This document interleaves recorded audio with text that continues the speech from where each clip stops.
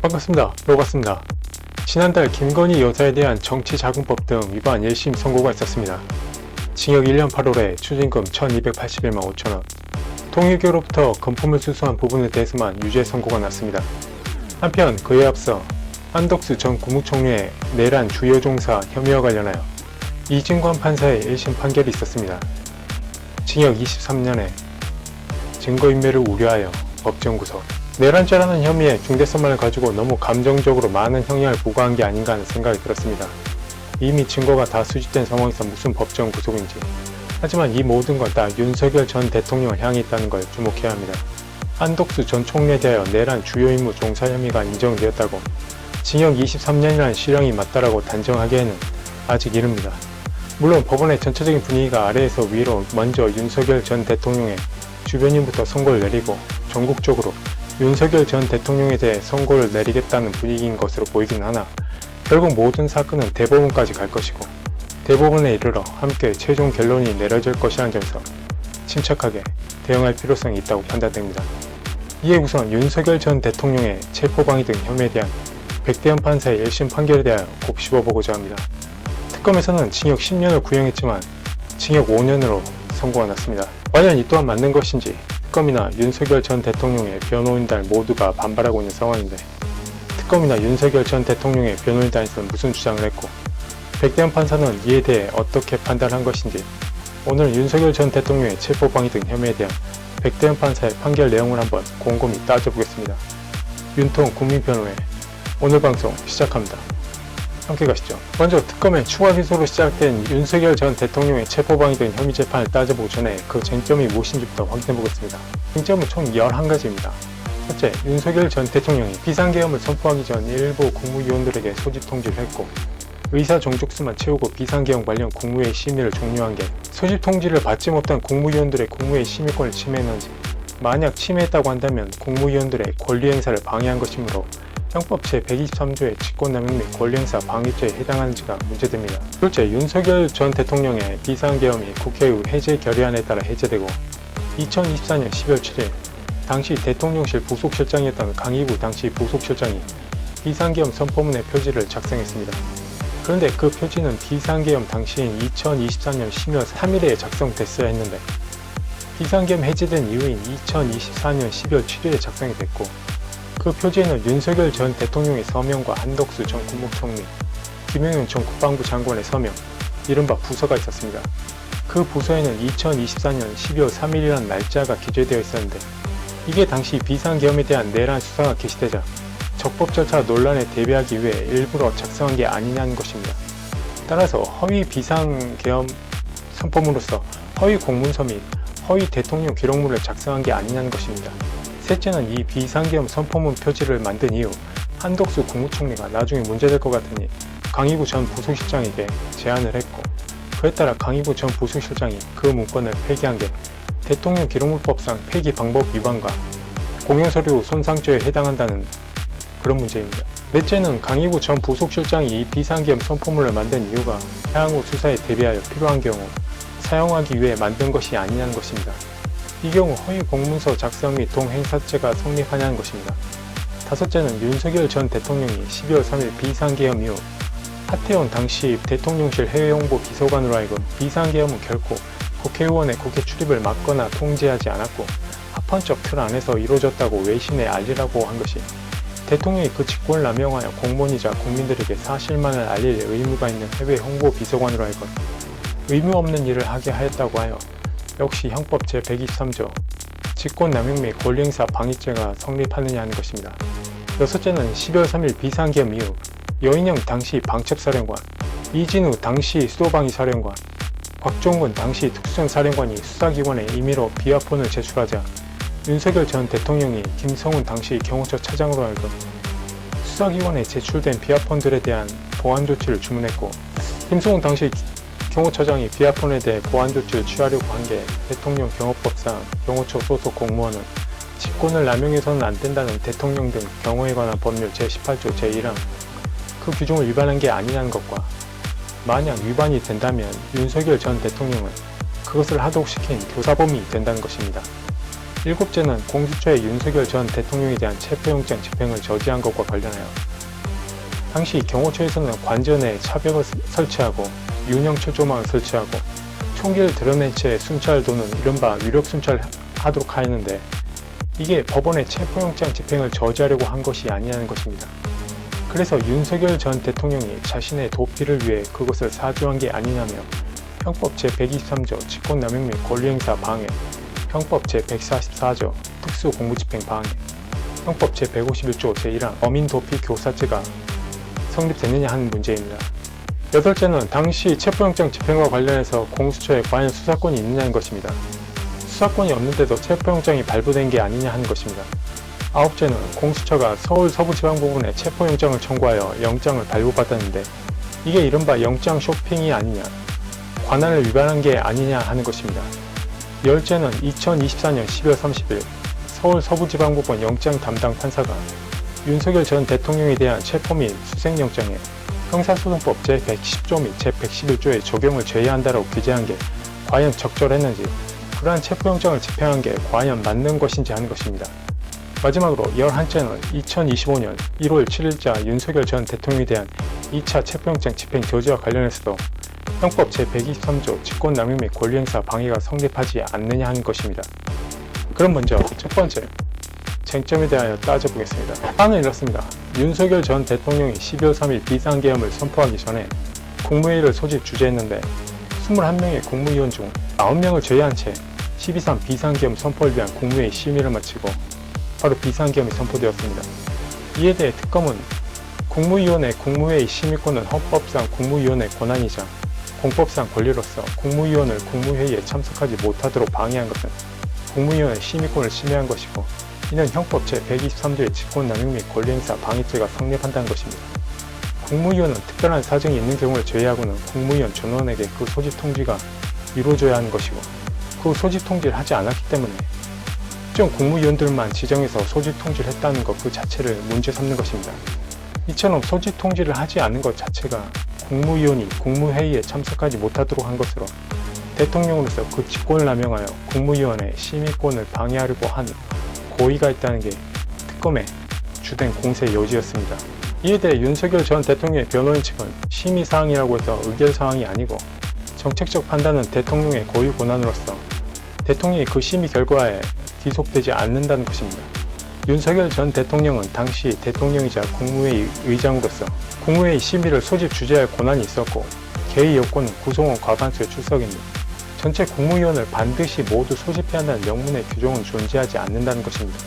즉, 국무회의의 소집 방식과 시기, 긴급 상황에서의 소집 방식은 본질적으로 대통령의 판단과 재량의 영역에 포함될 수밖에 없다는 것입니다.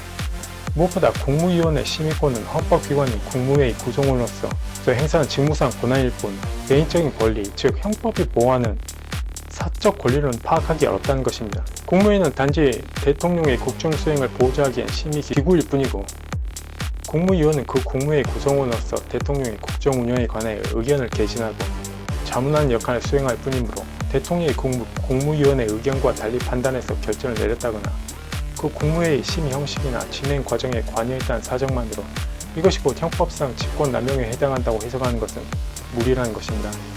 이에 대해 백대현 판사는 먼저 이 국무회의 심의권 사안은 윤석열 전 대통령이 받고 있는 내란 우두머리 혐의 사실과 관련해서는 그 비상계엄 전 단계에서 이루어진 것이기 때문에 내란죄와는 이중으로 기소된 사안이 아니라는 점을 전제로 자신이 이에 대하여 판단을 내릴 수 있다고 합니다. 이어서 판단을 내리기를 모든 국무위원은 국무회의의 구성원으로서 국정을 심의할 권한을 가지므로 국무회의를 개회하기 이전에는 국무위원 전원에게 소집 통지를 해야 하고, 일부 국무위원에게 소집 통지가 결여된 경우에는 해당 국무위원의 심의권이 침해되는 것으로 보아야 한다는 것입니다. 물론 소집 통지를 하지 않아도 된다는 취지의 예외 규정이 없고, 통지의 구체적인 내용이나 방식 등을 제한하는 규정 또한 찾아볼 수 없고, 소집 통지를 한 국무위원 전원이 국무회의에 실제로 참석할 때까지 국무회의를 개최할 수 없다는 규정 역시 존재하지 않는다고 하면서도 그 소집 통지를 하지 못한 것을 정당화했을 정도로 당시 상황이 매우 긴급한 상황이 아니었다라고 판단했습니다. 게다가 소집 통지를 한 국무위원과 그렇지 아니한 국무위원 사이 합리적인 차이도 없고, 국무위원 전원에게 소집 통지를 하지 못할 정도로 긴급성과 밀행성이 요구되는 상황이었다고도 보기 어렵다고 판단하였습니다. 무엇보다 비상계엄이 발령될 경우 국가의 각 분야에서 비상 상황을 초래할 수 있고 이로 인해 다양한 분야에서 국민의 기본권을 침해할 소지가 있으므로 국가 긴급권 행사의 오남용에 따른 폐해를 미연에 방지하기 위해서라도 국정 각 분야를 담당하고 있는 국무위원들 전원이 국무회의에 참여할 필요성이 크므로 국무위원 전원에게 국무회의 소집 통지의 필요성이 있다고 판단하였습니다. 그러면서 윤석열 전 대통령이 일부 국무위원들로 하여금 국무회의에 참석하지 못하도록 통지를 하지 않았고 그로써 국무위원의 심의권이 침해된 게 인정된다고 하면서 윤석열 전 대통령에게 직권을 남용하여 일부 국무위원들의 심의권을 방해하였다고 인정하여 유죄를 선고하면서도 그나마 대통령실에 뒤늦게 도착한 박상우 당시 국토교통부 장관, 안덕근 당시 산업통상자원부 장관 이들에 대한 부분은 그 심의권을 침해할 고의라든지 국무회의의 소집 및 개최와 관련하여 관계 법령을 위반하였다고 단정하기 어렵다며 일부 무죄를 선고했습니다. 한번 따져보겠습니다. 먼저 국무위원의 역할 문제입니다. 국무위원은 대통령의 보좌기구가 본질적인 역할입니다. 회사로 비유해서 보면 이해가 빠를 것입니다. 회사를 보면 각 부서가 있습니다. 어느 회사는 총무팀, 회계팀, 재무팀, 좀 큰 회사는 그 외 사업팀이나 마케팅팀까지 더 많은 부서를 두는 경우가 있습니다. 즉, 회사의 규모에 따라 회사의 대표이사를 보좌하는 팀이나 부서를 두기 마련입니다. 국가도 마찬가지입니다. 대통령이나 정권인수위원회에서 그 정책적 판단이나 통치 이념에 따라 어느 부처는 두고 어느 부처는 두지 않는 것처럼 말입니다. 윤석열 정부에서는 여성가족부의 폐지를 공언했던 것도 그런 정책적 판단이나 필요에 따라 폐지를 공언했던 것입니다. 이에 대해서는 그 누구도 부인하지 못할 것입니다. 즉, 정부의 각 부처 그리고 그 수장인 각 부 장관은 대통령의 국정 수행을 보좌하는 게 가장 제1 역할입니다. 무엇보다 우리 자유대한민국 헌법은 제87조 제2항 전단에서 국무위원은 국정에 관하여 대통령을 보좌하며라고 규정하고 있습니다. 즉, 헌법에서조차 국무위원의 역할을 대통령의 보좌기구로서만 규정하고 있지 국무위원 자체를 하나의 고유기관으로서 규정하고 있지는 않다는 점입니다. 따라서 국무위원은 그 무엇보다 그 각자가 하나의 고유기관이기 이전에 우선 대통령의 보좌기구로 보는 것이 맞습니다. 그 다음 국무위원의 국무회의 심의권을 보겠습니다. 역시 마찬가지로 우리 자유대한민국 헌법 제87조 제2항 후단을 보면 국무위원은 국무회의의 구성원으로서 국정을 심의한다라고 규정하고 있습니다. 앞서 말한 국무위원은 국정에 관하여 대통령을 보좌한다는 내용과 같은 항에서 함께 규정하고 있는 것인데 즉 국무회의 자체가 대통령을 보좌하기 위하여 국무위원들의 국무회의를 두는 것이지 국무위원들 각자를 위해 국무회의를 둔다고 하는 그런 헌법적 규정은 없습니다. 다시 말해 국무회의조차 대통령을 보좌하기 위하여 존재하는 것이고 따라서 국무회의를 구성하는 국무위원의 심의권은 대통령을 보좌하기 위해 존재하는 것이지 국무위원들 각자가 가지고 있는 심의권 자체를 보장하기 위하여 이러한 헌법 규정을 둔 게 아니라는 것입니다. 만약 우리의 선대 헌법 제정권자들이 대통령을 보좌하는 게 아닌 국무위원들 각자가 가지는 심의권 자체를 그들의 권리로 보았다면 굳이 헌법 제87조 제2항에서 국무위원들을 대통령을 보좌하며 국정을 심의한다고 규정하지 않았을 것이라는 점입니다. 다른 구체적인 규정이 없다면 우리 헌법 제정권자들이 왜 이렇게 규정했는지를 보고 국무위원들의 심의권을 판단해야 하는 것입니다. 따라서 국무위원회 국무회의 심의권 또한 대통령을 보좌하는 것으로서만 그 제1 역할이 있는 것이지 그 심의권 자체를 대통령이 부여하지 않았다고 대통령에게 직권을 남용했다고 볼 수는 없는 것입니다. 그 다음 일부 국무위원들에게 소집 통지가 되지 않는 부분을 보겠습니다. 백대현 판사는 일부 국무위원에게 국무회의 소집 통지를 하지 않은 게 그 국무위원의 심의권을 침해한 것이라고 판단하였는데 회사를 비유해 보겠습니다. 회사에서 주요 사안에 어떤 회의를 할 때 각 부서의 담당자나 책임자들이 동석하는 걸 떠올려 보겠습니다. 회사 대표이사가 긴급하게 결정해야 하는 사안이 있는데 특별히 그 결정과 관련이 없어 굳이 없어도 되는 일부 담당자나 책임자들이 아직 회의에 참석하지 않았다고 해서 회사 대표이사가 회의 개최를 안 한다거나 기다려야 할까요? 당장 시행이 시급한 사안인데 굳이 없어도 되는 일부 담당자나 책임자들이 아직 회의에 참석 안 했으니까 그들이 올 때까지 대표이사가 결정을 미루고 기다려야 할까요? 12.3 비상계엄 전 개최된 국무회의에 참석한 국무위원과 참석하지 못한 국무위원들의 면면을 들여다보면 참석한 국무위원은 국방부, 행안부, 외교부, 통일부, 농림축산식품부, 보건복지부, 중소벤처기업부, 법무부, 국무총리, 경제부총리, 참석 못한 국무위원들은 교육부, 국가보훈부, 환경부, 고용노동부, 국토교통부, 해양수산부, 문화체육관광부, 산업통상자원부, 과학기술정보통신부. 파렴치한 정부 반국가 세력 처단이 목적이었던 윤석열 전 대통령의 비상계엄 선포 취지를 봤을 때 비상계엄 심의에 가장 긴밀하고 밀접하게 관여해야 하는 부처라고 한다면 국방부, 행안부, 외교부, 통일부, 보건복지부, 법무부, 국무총리, 경제부총리 정도라고 생각이 됩니다. 그럼 필요한 부처 장관들은 당시 국무회의에 다 참석했다 볼 수 있고, 그 외에 농림축산식품부, 중소벤처기업부는 의사 정족수를 채우기 위한 차원이었다고 보는 게 맞을 것입니다. 이에 반해 참석하지 못한 장관들의 면면을 보면 딱히 12.3 비상계엄을 실시하는 데 있어 반드시 그 자리에 참석해야 한다고 볼 만한 부처는 없습니다. 굳이 지적될 수 있는 국무위원이라면 산업통상자원부 장관 정도? 비상계엄 이후 혹시 있을지도 모를 다른 나라와의 통상 마찰을 대비해 비상계엄 국무회의에 반드시 들어가야 하는 거 아니냐라고 반문할 수 있지만 전쟁이 나도 무역은 이루어집니다. 비상계엄 이후 얼마든지 그 대처가 가능하므로 굳이 비상계엄 선포 전 심의에 반드시 참여해야 한다고 볼 필요까지는 없습니다. 무엇보다 백대현 판사가 밝혔듯이 어떤 사안에 어느 부처가 반드시 국무회의 심의에 참석해야 한다든지 반드시 심의해야 한다는 규정은 없습니다. 따라서 12.3 비상계엄 국무회의에 참석한 국무위원들과 참석하지 못한 국무위원들 사이에는 분명히 합리적인 차이점이 존재합니다. 그러므로 참석한 국무위원과 참석하지 못한 국무위원들 사이에 합리적인 차이가 없다고 판단한 백대현 판사의 판단에는 동의할 수 없습니다. 무엇보다 국무회의를 소집할 때 반드시 모든 국무위원들에게 소집 통지를 해야 한다거나 모두 참석해야 한다는 규정조차 없는 상황에서 일부 국무위원이 국무회의에 참석하지 못한 게 국무위원의 심의권을 침해하였다고 그것이 곧 대통령이 직권을 남용하여 국무위원의 심의권을 침해한 것인지 헌법이나 법률에서 명백히 규정하고 있지 않는 사항이라면 판사는 그 판단을 유보하고 기존에 있는 규정들로만 그 선을 넘지 않은 한도에서 해석만 하는 게 맞습니다. 판사라고 하여 없는 규정을 스스로 만들어낼 수 있는 권한까지 부여한 것은 아니기 때문입니다. 보면 2023년 12월 30일자 윤석열 전 대통령에 대한 체포수색 영장을 발부한 서울 서부지방법원 영장 담당 판사도 법규에도 없는 체포수색 영장에 형사소송법 제110조, 111조의 적용을 제외한다라고 기재한 것처럼 판사들이 착각하는 게 있습니다. 자신들은 사법적 심사만 할 권한만 있는 것이지 국회와 같은 입법적 권한은 없다는 걸 가끔가다 자꾸 까먹고 월권적으로 마치 없는 법규를 만드는 것과 마찬가지의 판단을 내린다는 점입니다. 그런 판사들에게 꼭 충고하고 싶습니다. 당신들도 법복을 벗으면 일개 변호사에 지나지 않는다고 말입니다. 또 특별한 사정이 있는 경우 이번 경우처럼 여성가족부 같은 일부 국무위원회 공석이 발생할 수도 있는 점을 감안한다면 단순히 국무위원이 국무회의 심의를 못했다고 하여 그것이 곧 대통령이 이를 방해했고 직권을 남용했다라고는 볼 수 없다는 것입니다. 자유대한민국 헌법 제87조 제1항과 제3항은 국무위원은 국무총리의 제청으로 대통령이 임명하고 국무총리는 국무위원의 해임을 대통령에게 건의할 수 있다고만 규정하고 있습니다.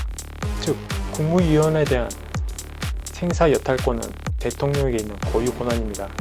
대통령은 언제든지 국무위원을 해임할 수 있습니다. 만약 국무회의 전 대통령이 일부 국무위원을 해임하였고 그 국무위원이 국무회의에 참석하지 못하였다면 그 또한 국무위원 심의권을 침해한 것이므로 직권남용이 되는 것인지 묻고 싶습니다. 즉 헌법은 국무위원 자체를 대통령의 보좌기구만 보고 있지 결코 국무위원 자체의 고유 권한을 부여하고 있지는 않다는 점입니다. 그래서 설령 국무회의에 일부 국무위원이 참석하지 못했더라도 그것이 국무위원의 심의권을 침해하였다고도 볼 수 없는 것입니다. 다시 말하지만 우리 자유대한민국 헌법은 국무위원을 대통령의 보좌기구로서만 규정하고 있지 그 국무위원 자체가 하나의 고유기관으로서 국무회의 심의에 참석하지 못했다고 하여 대통령에게 직권남용을 부르짖을 수 있도록 규정하고 있지는 않다는 점입니다. 한편 백대현 판사는 국무위원들의 심의권이 보장되어야 각 분야에서 비상계엄으로 인하여 발생할 수 있는 국민의 기본권 침해를 사전에 예방할 수 있다고 하지만 비상계엄 선포로 인한 국민의 기본권 침해는 굳이 심의를 하지 않아도 누구나 어느 정도 예상 가능하며 그 침해의 정도나 내용을 사전에 전부 하나도 빠짐없이 심의할 수는 없다는 점에서 대통령이 당장 비상계엄 시행이 필요하다고 판단하여 비상계엄 선포를 앞두고 있는 상황에서 국민의 기본권 침해 문제를 다루어야 한다고 보는 것은 단지 그 비상계엄을 제한하기 위한 하나의 핑계일 뿐입니다. 반드시 비상계엄 국무회의에 참여해서 비상계엄의 실행과 관련하여 의견을 개진해야 하는 부처가 아니라면 비상계엄의 신속성과 밀행성을 위해 그 국무회의에서 일부 배제되었다고 하더라도 그것이 문제될 만한 사안은 아닌 것입니다. 국무회의 자체도 대통령의 통치권 행사의 일환이고 그 통치권 행사를 위해 대통령을 보좌하고자 하는 그 보좌하기 위해 국무회의가 존재한다는 점에서 백대현 판사는 국무위원의 심의권 자체가 반드시 보장되어야 하는 국무위원의 필수 권리라는 전제에서 윤석열 전 대통령이 직권을 남용하여 국무회의에 참석하지 못한 국무위원들의 국무회의 심의권을 방해했다는 결론에 이르러 유죄라고 판단했으나 국무위원은 대통령의 통치 또는 정책에 대한 보좌기구에 불과하므로 설령 대통령이 그 심의를 못하게 하였다고 하여 그것이 반드시 국무위원의 권한을 침해하였다고 볼 수 없고 단지 심의를 하지 못한 것으로 인하여 발생하는 국가적 손해나 그 책임을 그 심의를 하지 못한 국무위원에게 돌릴 수만 없을 뿐입니다. 즉, 그 국무위원이 그 심의를 하지 못해 발생하는 피해와 책임을 대통령이 오롯이 부담할 뿐이지 이것이 국무위원 심의권을 침해하여 직권남용 및 권리행사 방해죄로 몰고 갈 수는 없다는 것입니다. 한 가지 덧붙이자면 대통령의 통치권에 대하여 사법부가 함부로 잣대를 가져다 대면 안 된다고도 생각합니다. 국무위원이나 국무회의는 대통령의 국정 수행을 위한 보좌기구이고 신속성과 밀행성을 요구하는 비상계엄의 특성상 그 신속성을 위해 굳이 심의에 참여하지 않더라도 무방한 국무위원들은 참석하지 않더라도 무방하다고 보아야 하고 가장 중요한 것은 비상계엄을 위해 국무위원 전원이 반드시 참석해야 한다는 규정 자체가 없다는 점입니다. 계엄법도 단지 국무회의 심의를 거쳐야 한다고만 규정하고 있을 뿐 국무위원 전원이 반드시 참여하는 국무회의 심의를 거쳐야 한다고는 규정하고 있지 않으며 국무회의 개최에 필요한 의사 종족수 11명은 다 채웠기 때문에 규정상 문제되는 것은 아무것도 없습니다. 단지 백대현 판사가 국무회의에서 국무위원의 심의권은 모두 보장되어야 한다고 스스로 전제하는 바람에 직권남용이 성립한다는 것이지 윤석열 전 대통령도 만약 국무회의에 국무위원 전원이 참석해야 한다는 규정이 있었더라면 반드시 그 규정을 준수하였을 것입니다. 하지만 그러한 규정은 존재하지 않았기 때문에 비상계엄 실행의 신속성을 감안하여 윤석열 전 대통령이 재량껏 판단하여 시행한 것입니다. 따라서 윤석열 전 대통령이 국무위원의 심의권을 침해하여 유죄라는 판단은 결코 맞지 않습니다. 항소심에서는 이러한 특히 국무위원 전원이 반드시 참석해야 한다는 명문 규정이 없음에도 마치 전원이 참석해야 하는 것처럼 없는 규정을 만들어 그 규정을 위반했기 때문에 윤석열 전 대통령에게 직권남용 및 권리행사 방해죄가 성립한다는 백대현 판사의 논리를 탄핵하는 데 집중해야 하지 않을까 생각됩니다. 이 부분 윤석열 전 대통령은 무죄입니다. 그 다음 두 번째 쟁점이 비상계엄 해제 이후 비상계엄 선포문 작성 문제입니다. 이게 어떤 사안이냐면 당시 대통령실 부속실장이었던 강희구 전 부속실장은 12.3 비상계엄이 해제된 이후 2024년 12월 4일에서 5일 사이에 대통령실 민정수석으로부터 비상계엄을 선포했으면 문서가 있어야 하고 대통령의 서명이 있어야 한다는 말을 듣고 비상계엄을 선포했는데 이에 대한 문서를 미처 갖추지 못한 것을 알게 됩니다.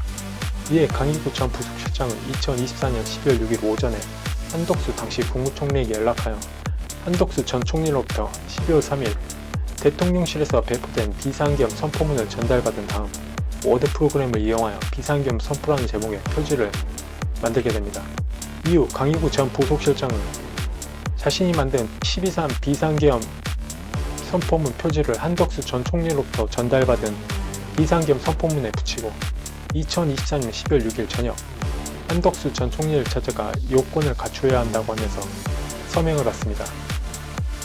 그 서명을 받은 다음 비상계엄 선포 당시 국방부 장관이었던 김영현 전 국방부 장관의 서명을 받고 그 다음 날에는 2024년 12월 7일 윤석열 전 대통령에게도 찾아가 서명을 해달라고 요청을 하게 됩니다.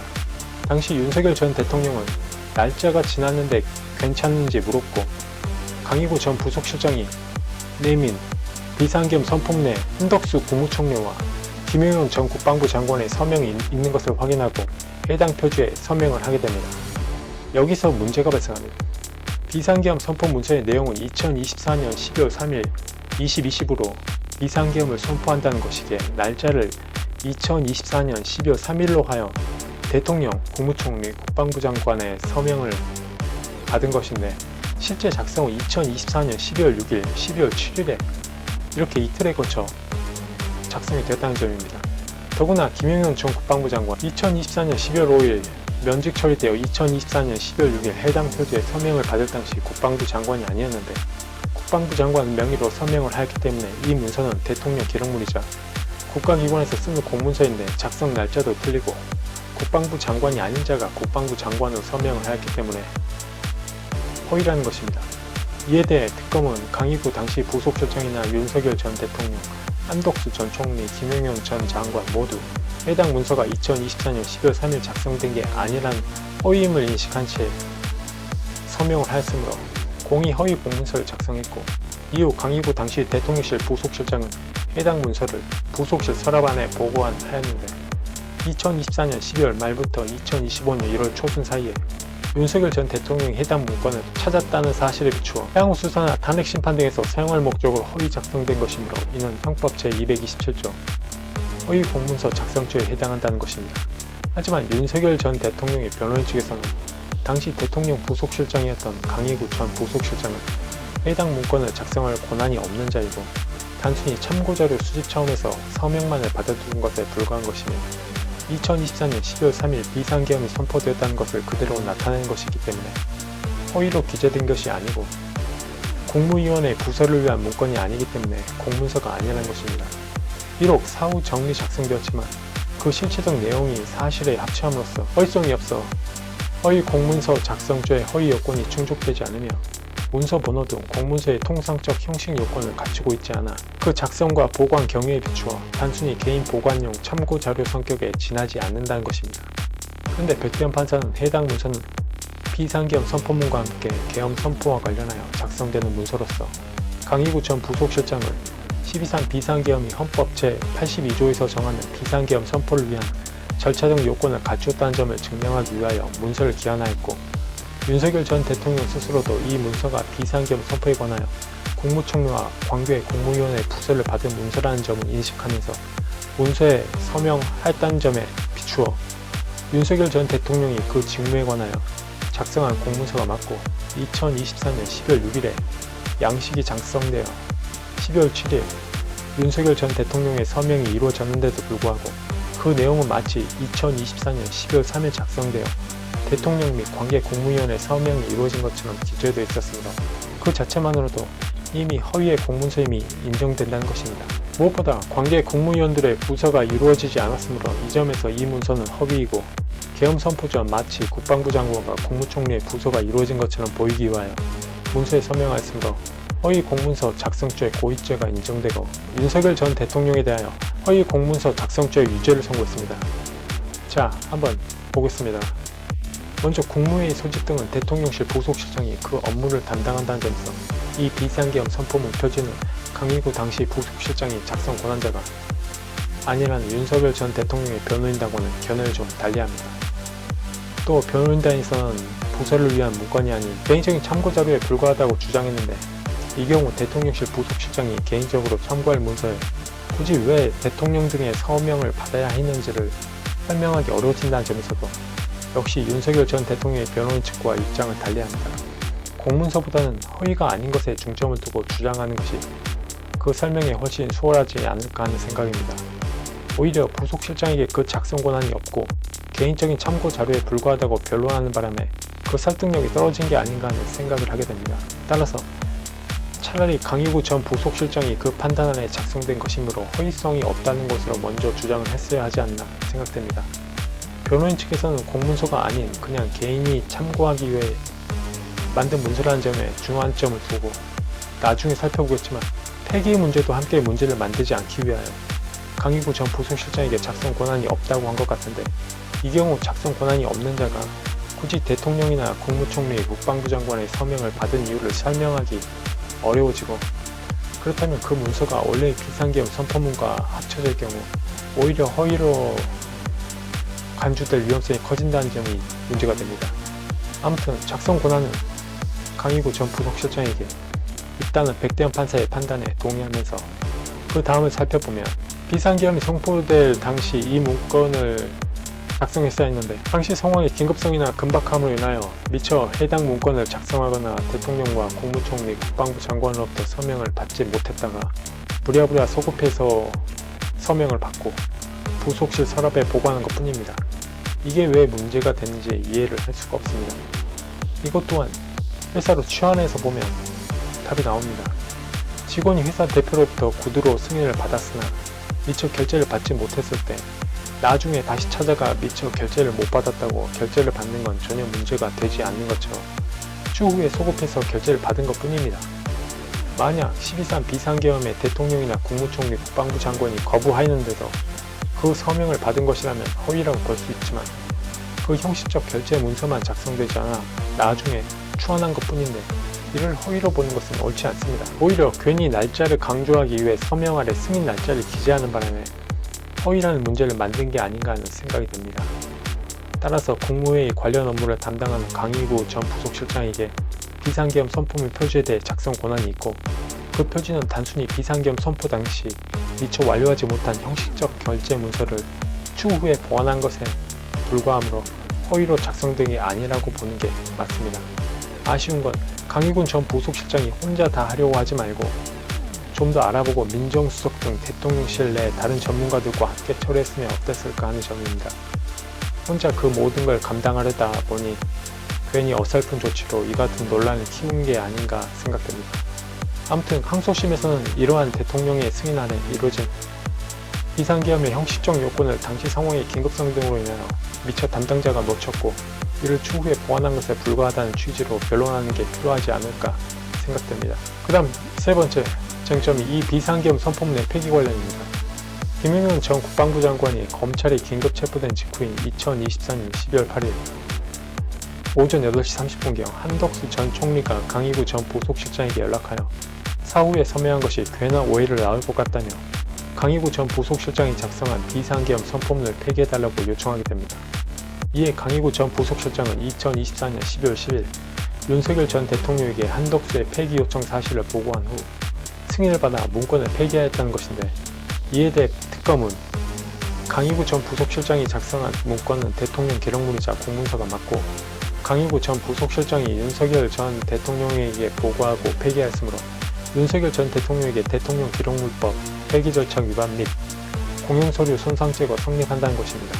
이에 반해 윤석열 전 대통령의 변호인단은 이 문건은 단순히 개인적인 참고 자료에 불과하므로 공문서가 아니기 때문에 공용서류 손상죄가 성립되지 않고 대통령실 소속 공무원이 개인적으로 보관하는 모든 기록이 전부 대통령 기록물로 되지 않으며 대통령 기록물로서 관계 시스템에 편입된 사실도 없기 때문에 대통령 기록물도 아니므로 대통령 기록물법상 폐기 절차 위반도 아니라는 것입니다. 이와 관련하여 백대현 판사는 강희구 전 부속실장이 작성한 이 비상계엄 선포 문건은 대통령의 직무수행과 관련하여 작성되었고 결재권자인 윤석열 전 대통령의 결재가 이루어짐으로써 공문서로 성립된 것 동시에 대통령 기록물로도 편입되었다며 이를 무단으로 폐기한 데 윤석열 전 대통령도 관여하였으므로 공용서류 손상죄 및 대통령 기록물법 위반에 대해 유죄로 판결하였습니다.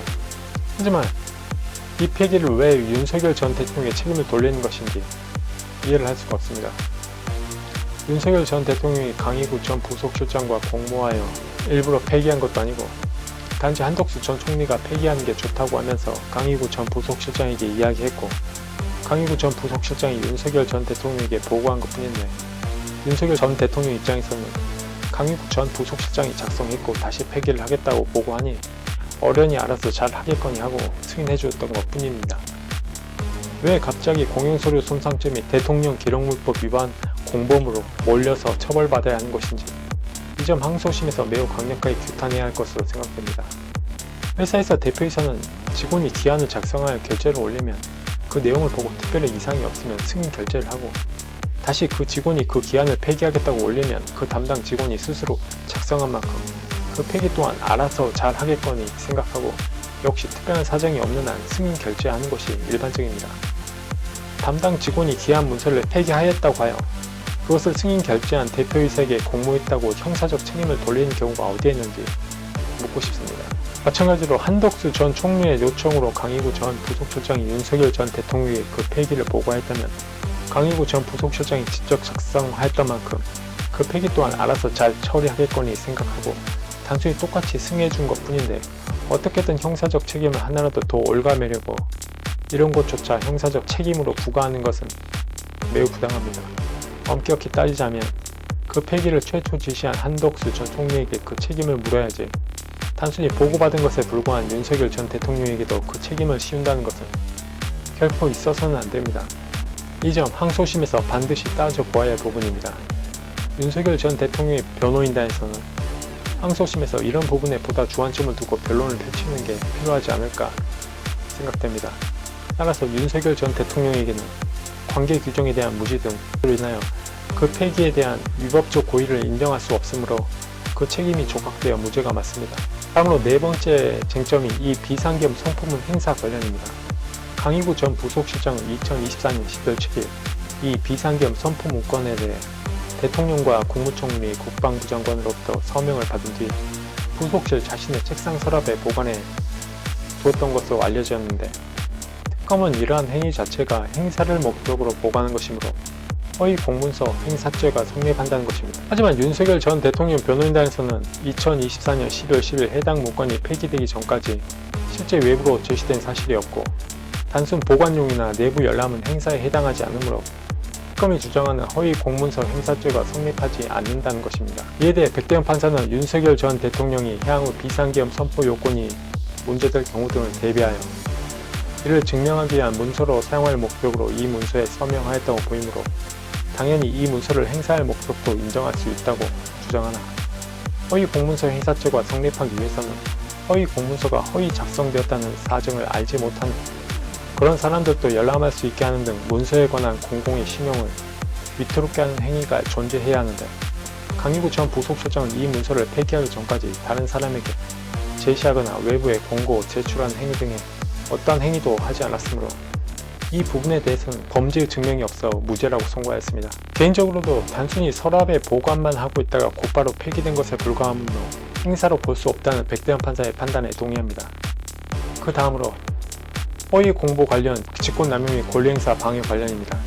2024년 12월 4일 오후 윤석열 전 대통령이 직접 하태원 당시 대통령실 해외 홍보 비서관에게 전하여 자신이 불러주는 대로 피지, 이른바 정부 입장문을 작성하도록 하면서 비상계엄과 관련하여 국회의원들의 국회 출입을 통제하지 않았고 합헌적 틀 안에서 비상계엄을 선포하였다는 등의 내용의 피지를 작성해 외신들에 전달하게 하였고, 하태원 전 해외 홍보 비서관이 작성한 문구를 윤석열 전 대통령이 당시 다시 수정 확인까지 해주었고, 윤석열 전 대통령의 지시에 따라 하태원 당시 해외 홍보 비서관은 그것을 AP통신 등 외신 기자들에게 전파하는 것은 물론 외교부 부대변인에게도 전달했다는 것입니다. 이에 대해 특검은 국회의원들의 출입을 통제하지 않았다든지 국회의원의 본회의장 진입을 막지 않았다든지 합헌적 틀 안에서 행동을 취했다는 등의 피지 내용 모두가 허위라고 주장하면서 국가공무원법상 해외 홍보 비서관은 준실된 정보만을 토대로 사실에 터잡아 공보 업무를 수행할 의무가 있으므로 윤석열 전 대통령이 직접 지시하여 허위 사실이 담긴 피지를 전파하도록 하였고, 이는 그 직권을 남용하여 하태원 해외 홍보 비서관으로 하여금 의무 없는 일을 하게 하였다는 것입니다. 이에 대해 윤석열 전 대통령의 변호인단은 해외 홍보 비서관의 역할은 대통령의 입장을 전달할 뿐 그것이 허위인지 여부를 심사하거나 판단하는 것은 그 직무에 포함되지 않으므로 의무 없는 일을 하게 한 것이 아니고, 대통령은 헌법상 국가 원수로서 외국에 대하여 국가를 대표하므로 헌법상 대외 대표권과 대외적 입장을 표명할 권한이 부여되어 있기 때문에 대통령이 외신 대변인에게 정부의 입장을 외국 언론에 전달하도록 지시하는 행위는 원칙적으로 대통령의 직무 범위 내에서 이루어지는 정상적이고 매우 당연한 주의 감독 행위라는 것입니다.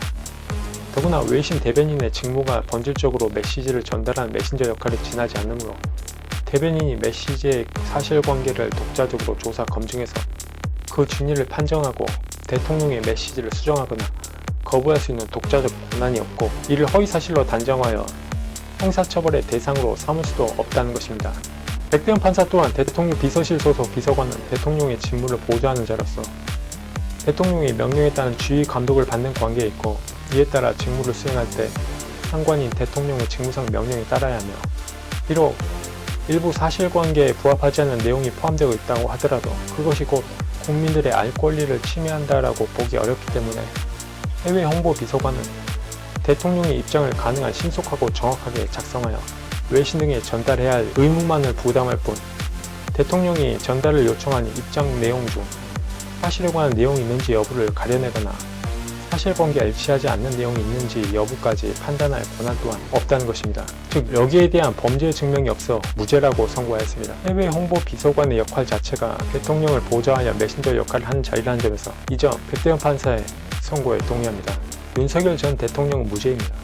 여섯째, 비화폰 무효조치 교사 관련입니다. 2024년 12월 5일경부터 검찰 등 수사기관에서 내란 혐의 관련 수사를 개시하고 기상겸 당시 윤석열 전 대통령으로부터 비화폰으로 전화를 받았다는 곽종근 당시 특수전 사령관, 홍장원 당시 국가정보원 제1차장 등의 발언이 언론에 보도되자 2024년 12월 7일 오후 4시 1분경 윤석열 전 대통령은 대통령 경호처 차장인 김성훈 당시 차장에게 전화하여 비화폰 관련 규정 등을 묻고 수사를 받고 있는 여인영 당시 방첩사령관, 이진우 당시 수도방위 사령관, 곽종근 당시 특수정 사령관들의 비화폰에 대해 아무나 볼 수 없게 조치를 하라고 지시를 하였고, 이에 김성훈 당시 대통령 경호처 차장이 당시 비화폰 관리부서장인 김대경 지원본부장에게 연락하여 비화폰의 내용을 수사기관에서 볼 수 없도록 하는 취지로 지시하였으나 증거인멸에 해당한다고 하여 김대경 당시 지원본부장이 그 지시를 거부하였는데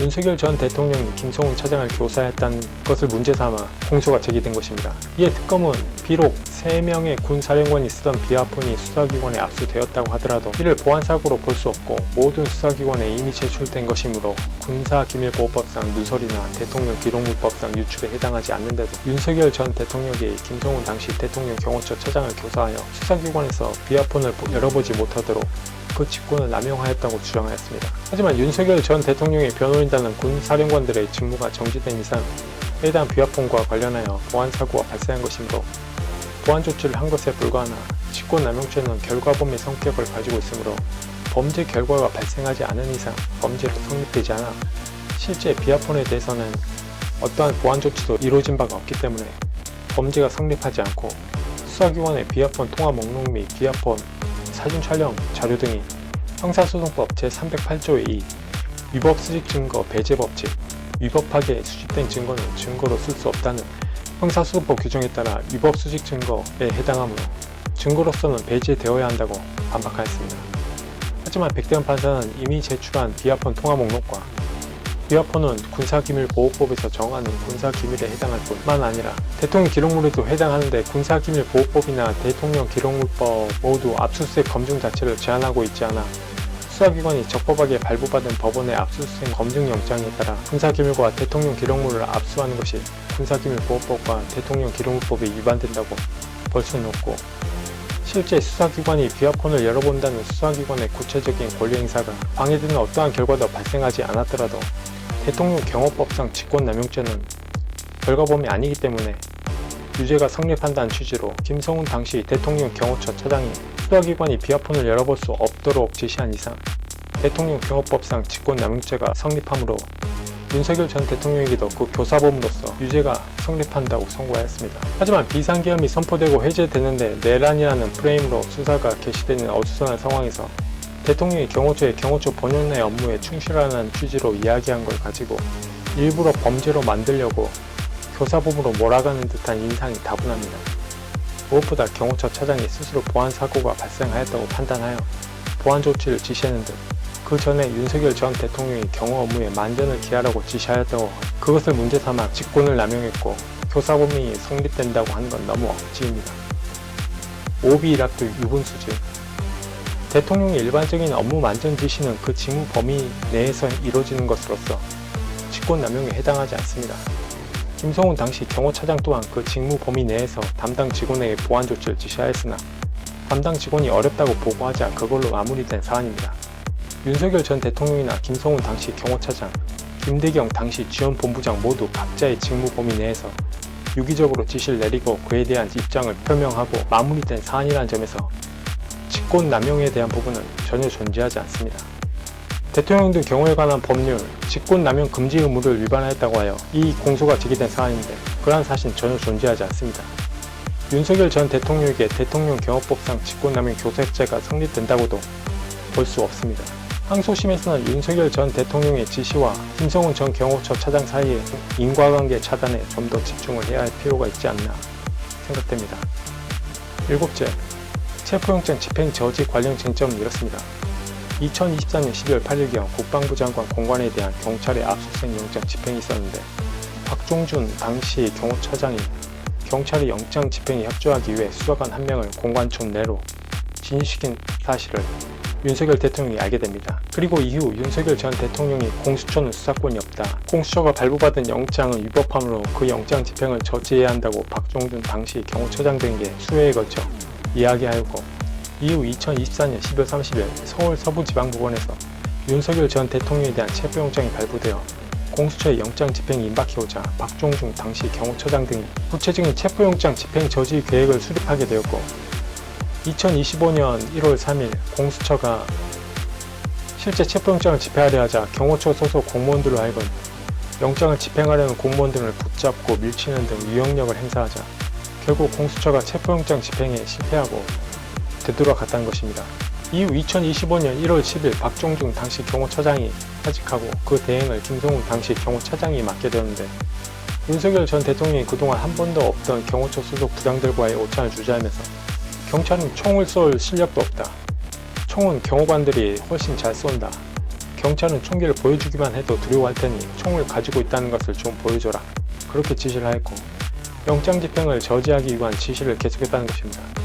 그로 인해 김성훈 당시 경호처장 대행이 공수처의 2차 체포영장 집행에 대비하여 경호처 소속 공무원들로 하여금 차벽부와 윤형 철조망을 설치하게 하였고 인간 스크럼 훈련을 하게 하는가 하면 총기를 외부에 노출하는 이른바 위력 순찰을 돌게 하거나 공관촌 내 가족 데스크에 MP7 기관단총을 배치하고 케이블 타이를 추가 설치하는 등 공수처의 체포영장 집행을 저지하도록 지시하였다는 것입니다.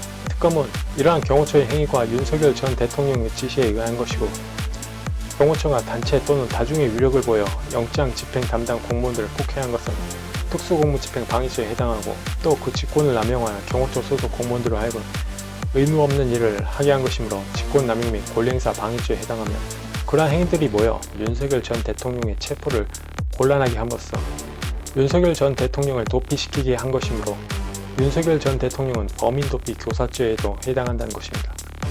다시 말해 공수처의 체포영장 집행 저지와 관련하여 윤석열 전 대통령에게 특수공무집행 방해 및 직권남용 및 권리행사 방해, 범인도피의 교사죄가 성립한다는 것입니다. 그러나 윤석열 전 대통령의 변호인단은 공수처에는 내란죄에 대한 수사권이 없고 체포수색 영장을 발부한 서울 서부지방법원에는 관할권이 없으므로 영장 집행 자체가 위법한 것이고 윤석열 전 대통령이 김성훈 당시 경호차장에게 어떠한 직접적인 지시도 한 사실이 없어 무죄라는 것입니다. 또 윤석열 전 대통령은 단지 경호처 매뉴얼대로 임무를 수행하면 된다고 한 것뿐이며 위력순찰은 당시 민노총 등의 침투 첩보 등을 고려하여 단지 일부 구간이 추가된 것뿐이며 기존 근무복장 그대로 순찰이 이루어졌고 총기 노출에 대한 건 가방에 넣고 다니겠다는 당시 대테러 팀장의 건의를 받아들여 시행을 했고 인간 스크럼 훈련은 고작 15분에 지나지 아니하였다고도 반박하였습니다. 그럼에도 백대현 판사는 윤석열 전 대통령이 모든 출석 요구에 불응하였다는 것을 전제로 박종준 당시 경호차장, 김성훈 당시 경호차장과 이광우 당시 경호본부장에게 영장 집행 담당 공무원 등의 공관총 진입을 차단하라고 지시하였다는 점을 인정하면서 특수공무집행 방해죄, 직권남용 및 권리행사 방해죄, 범인도피 교사죄 공도사실은 모두 유죄라고 선고하였습니다. 그러나 대통령 관제를 포함한 공관총은 국가안보와 직결되는 군사단 비밀장소로 1차 체포영장 집행 당시 공수처 및 영장 집행 공무원들이 무리하게 공관촌 내로 진입하자 공관촌 경호를 맡고 있는 대통령 경호처로서는 당연히 그 진입이 저지대로 대응할 수밖에 없었던 것입니다. 그렇기 때문에 이를 위하여 일부 유형력이 행사되었다더라도 정당 행위로서 위법성이 조각되므로 특수공무 집행 방해죄는 성립하지 않는다고 보아야 합니다. 아울러 경호처 소속 공무원들로 하여금 차벽이나 윤형 철조망 설치, 총기를 휴대하고 순찰도는 유력 순찰, 인간 스크럼 훈련, MP7 기관단총 배치 등 이러한 것들이 경호처의 업무 범위 밖에 해당하는 행위라고 한다면 직권남용에 해당할 수 있겠지만 이 또한 엄연히 경호처 소속 공무원들의 업무 범위 내에 있고 필요한 경우 얼마든지 그 실시가 예정된 업무라는 점에서 단순히 의무 없는 일을 하게 하였다고 간주하여 직권남용 및 권리행사 방해죄가 성립된다고 하는 것은 맞지 않습니다. 한편 이러한 행위들로 인하여 윤석열 전 대통령이 스스로 자신을 도피시키도록 교사했다고 하는데, 윤석열 전 대통령은 비상계엄 해제 이후 어수선한 상황에서 경호처 본연의 임무에 충실하라고 원칙적인 이야기만 했을 뿐 이러한 행위들을 직접 지시하거나 사주한 사실이 없다는 점에서 범인도피 교사죄는 성립하지 않습니다. 따라서 윤석열 전 대통령에 대하여 영장 집행을 저지했다며 특수공무집행 방해죄나 그러한 저지를 지시했다는 직권남용 및 권리행사 방해죄는 성립하지도 않고, 그렇다면 당연히 범인도피 교사죄조차 성립되지 않기 때문에 윤석열 전 대통령은 전부 무죄입니다. 항소심에서는 역시 마찬가지로 윤석열 전 대통령의 지시와 경호처 소속 공무원들 간의 행위에 있어 인과관계가 존재하지 않다는 점에 집중해서 변론할 필요성이 있다고 생각됩니다. 다음으로 어떻게 보면 이번 윤석열 전 대통령에 대한 체포방해 등 혐의와 관련하여 가장 본질적이고 핵심적인 사안이라고 할 수 있는 공수처의 수사권 전부 문제입니다. 이게 왜 가장 본질적이고 핵심적인 사안이냐고 하면, 공수처의 수사권이 없다고 한다면 공수처의 체포영장 집행과 관련하여 발생된 일련의 윤석열 전 대통령에 대한 모든 혐의가 불법 영장 집행에 따른 것이므로 무효가 되고, 공수처에게 수사권이 있다는 것을 전제로 수집된 증거들은 형사소송법 제308조의 적법한 절차에 따르지 아니하고 수집한 증거는 증거로 할 수 없다는 형사소송법 규정에 따라 모두 무효가 되어 이 재판에 미치는 결과가 매우 지대하기 때문입니다. 이에 대해 특검은 공수처법에 따르면 공수처는 고위공직자 범죄 수사 과정에서 인지한 그 고위공직자 범죄와 직접 관련성이 있는 범죄를 수사할 수 있고, 그 규정에 따르면 이 사건 비상계엄 관련 내란죄는 공수처의 수사권이 있는 직권남용죄와 직접 관련성이 있으므로 공수처는 윤석열 전 대통령의 내란 혐의에 대해 수사권이 있다고 보아야 한다는 것입니다. 이에 반해 윤석열 전 대통령의 변호인 측에서는 헌법에 규정된 대통령의 불소추 특권에는 강제 수사조차 허용되지 않으므로 공수처는 직권남용 권리행사 방해 수사부터 개시할 수 없고, 따라서 그 수사가 위법한 이상 그 수사 과정에서 인지하여 개시하였다는 내란죄 수사 역시 위법하다는 것입니다.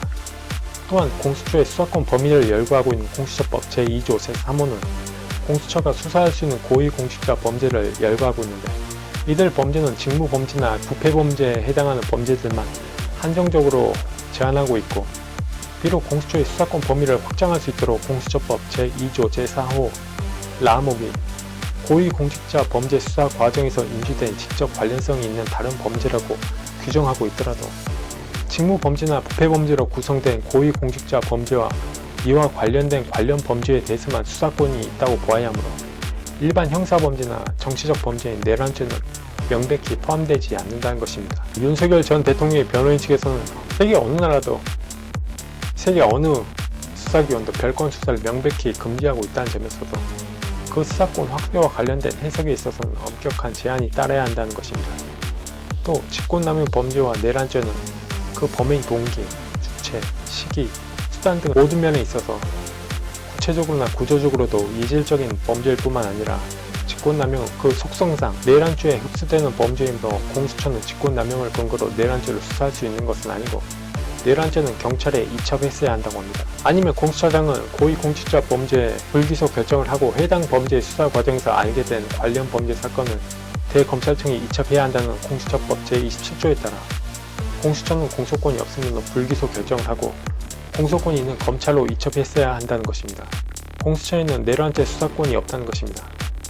이에 대해 백대현 판사는 형법 제123조의 직권남용 권리행사 방해죄는 공수처가 수사할 수 있는 고위공직자 범죄에 해당한다고 하면서 헌법 및 법률에서 대통령에 대한 수사를 제한하고 있지는 아니한 점, 수사기관의 수사가 반드시 형사상 소추를 전제하는 것은 아니므로 형사상 소추와 수사기관의 수사는 분명히 구분된다는 점에 비추어 보면 공수처는 대통령의 신분이었던 윤석열 전 대통령의 형법상 직권남용 권리행사 방해 혐의에 대하여 수사를 할 수 있다는 것입니다. 그러면서 공수처는 윤석열 전 대통령의 직권남용 권리행사 방해 혐의에 대하여 수사를 하던 중 윤석열 전 대통령의 내란 우두머리 혐의가 직권남용 권리행사 방해 혐의에 관련 범죄에 해당한다고 판단해서 윤석열 전 대통령의 내란 우두머리 혐의에 대한 수사를 착수했다는 것입니다. 또 윤석열 전 대통령의 직권남용 권리행사 방해 혐의와 내란 우두머리 혐의는 그 사실관계가 동일하며 중간 행위나 다른 원인에 매개 없이 직접 연결이 되고, 직권남용 권리행사 방해 혐의에 대한 수사 과정에서 자연스럽게 윤석열 전 대통령의 내란 우두머리 혐의가 드러날 수밖에 없는 관련성이 인정되므로 공수처법 제2조 제4호 라목에서 말하고 있는 고위공직자 범죄와 직접 관련성이 있는 범죄로서 해당 고위공직자가 범한 범죄에 해당하기 때문에 공수처는 내란 우두머리 혐의를 관련 범죄로서 수사할 수 있다고 합니다. 백대현 판사는 공수처는 윤석열 전 대통령에 대한 직권남용 권리행사 방해 및 내란 우두머리 혐의에 관하여 모든 수사권이 있다고 그렇게 판단을 한 것인데, 검찰의 수사권 비대화를 막기 위한 조치의 일환으로 공수처가 설립되었다는 그 설립 취지에 비추어 매우 엄격하게 해석해야 합니다. 만약 그렇게 해석하지 않는다면 그 어떠한 논리에서도 공수처의 수사권을 확대할 수 있기 때문에 당초 검찰의 수사권 비대화를 막기 위한 조치의 일환으로 설립된 공수처의 그 설립 취지에도 반하기 때문입니다. 더구나 백대현 판사는 공수처가 윤석열 전 대통령의 직권남용 혐의에 대하여 수사하던 중 윤석열 전 대통령의 내란 우두머리 혐의가 직권남용 권리행사 방해 혐의에 관련 범죄에 해당한다고 판단하여 윤석열 전 대통령의 내란 우두머리 혐의에 대한 수사에 착수했다고 하는데, 공수처가 언제 윤석열 전 대통령에 대한 직권남용 수사를 했는지, 그게 입증이 됐는지 물어보고 싶습니다. 공수처가 언제 윤석열 전 대통령에 대한 직권남용 권리행사 방해 혐의를 수사했습니까? 내란죄로 바로 수사한 거 아닙니까? 비상계엄이 해제되고 공수처에서 윤석열 전 대통령에 대한 직권남용 권리행사 방해 수사에 착수했다는 보도나 소식은 전혀 듣지 못했는데 언제 수사에 착수한 것인지 묻고 싶습니다. 내란죄 같은 이런 국가적 규모의 수사는 국민적 관심이 높고 언론에서도 그 추이를 매우 주시하고 있기 때문에 보통 수사기관에서 수사에 착수하였거나 그 게시를 하였다면 언론이나 기자 등에 그 사실을 공표하거나 알리는 게 일반적이고 상식인데, 12월 3일 비상계엄 이후 공수처에서 윤석열 전 대통령에 대한 직권남용 수사에 착수했다는 언론 보도나 기사는 본 기억이 전혀 없습니다. 따라서 직권남용에 대한 수사를 하면서 관련 범죄로 내란죄를 인지하였다는 공수처의 논리가 너무 억지스럽습니다. 만약 진짜 공수처가 윤석열 전 대통령에 대해 직권남용을 수사한 게 아닌 상태에서 바로 내란죄를 수사한 것이라면 공수처에게는 수사권이 없다고 보는 게 맞고, 그 이후 이러한 하자가 치유되지 않은 상황에서 이루어진 일체의 수사상 체증된 증거들은 적법 절차를 위반하였으므로 형사소송법 제308조 2 위법수집 증거 배제 법칙에 따라 모두 무효가 되는 게 맞습니다. 한편 헌법 제84조 해석과 관련하여 헌법 제84조는 대통령은 내란 또는 외환의 죄를 범한 경우를 제외하고는 재직 중 형사상 소추를 받지 아니한다고 규정하고 있는데, 여기서 소추는 형사 재판을 의미하므로 원칙적으로 수사는 가능하다고 보여집니다. 단, 증거의 임의 제출이나 소환 조사와 같은 임의 수사만 가능하고 대인적 강제 수사는 불가능하다고 보아야 합니다. 왜냐하면 헌법 제84조 대통령의 불소추 특권의 규정 취지가 형사재판은 인신구속을 전제로 하는데, 인신구속은 대통령의 국정수행에 지대한 지장을 초래하여 국가안보에 심각한 피해나 우려를 낳을 수 있기 때문에 이러한 규정을 둔 것입니다. 그런데 소추는 재판만 해당하므로 수사는 허용된다고 했을 때 단순한 임의수사와 달리 대인적 강제수사는 인신구속을 전제한다는 점에서 사실상 헌법 제84조에서 제한하고 있는 형사상 소추를 받는 것과 동일한 효력을 발휘하기 때문에 대인적 강제수사는 제한된다고 보아야 하는 것입니다.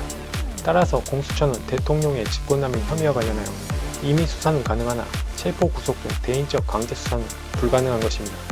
이를 종합해보면, 첫째, 공수처는 윤석열 전 대통령에 대한 직권남용 혐의에 대한 임의수사권은 있으나 체포구속을 위한 강제수사권이 없다. 따라서 재직 당시 윤석열 전 대통령에 대한 직권남용 혐의를 원인으로 한 체포구속 영장 청구권은 존재하지 않는다는 것이고, 둘째, 공수처의 윤석열 전 대통령에 대한 내란 혐의 수사권은 공수처가 애초에 직권남용에 대한 수사를 개시한 사실을 입증하지 못하므로 역시 수사권이 없다. 따라서 그러한 하자가 치유되지 않는 상황에서 윤석열 전 대통령에 대하여 이루어진 일체의 내란 혐의 수사는 불법 수사이므로 여기서 체증된 일체의 증거는 역시 형사소송법 제308조 위 위법수집 증거 배제 법칙에 따라 마찬가지로 적법한 절차로 수집된 증거가 아니므로 무효라고 보아야 하는 게 맞습니다. 항소심에서는 변호인단에서 이러한 부분, 공수처가 언제 윤석열 전 대통령에 대한 직권남용 권리행사 방해 혐의 수사를 하였는지와 공수처가 이 직권남용 혐의와 관련하여 윤석열 전 대통령에 대해 체포영장을 청구한 사실이 있는지에 좀 더 포커스를 맞춰 변론을 해나가는 게 필요하지 않을까 생각됩니다. 그 다음 공수처에게 이 사건 체포수색영장을 발부한 서울 서부지방법원의 관할 문제입니다.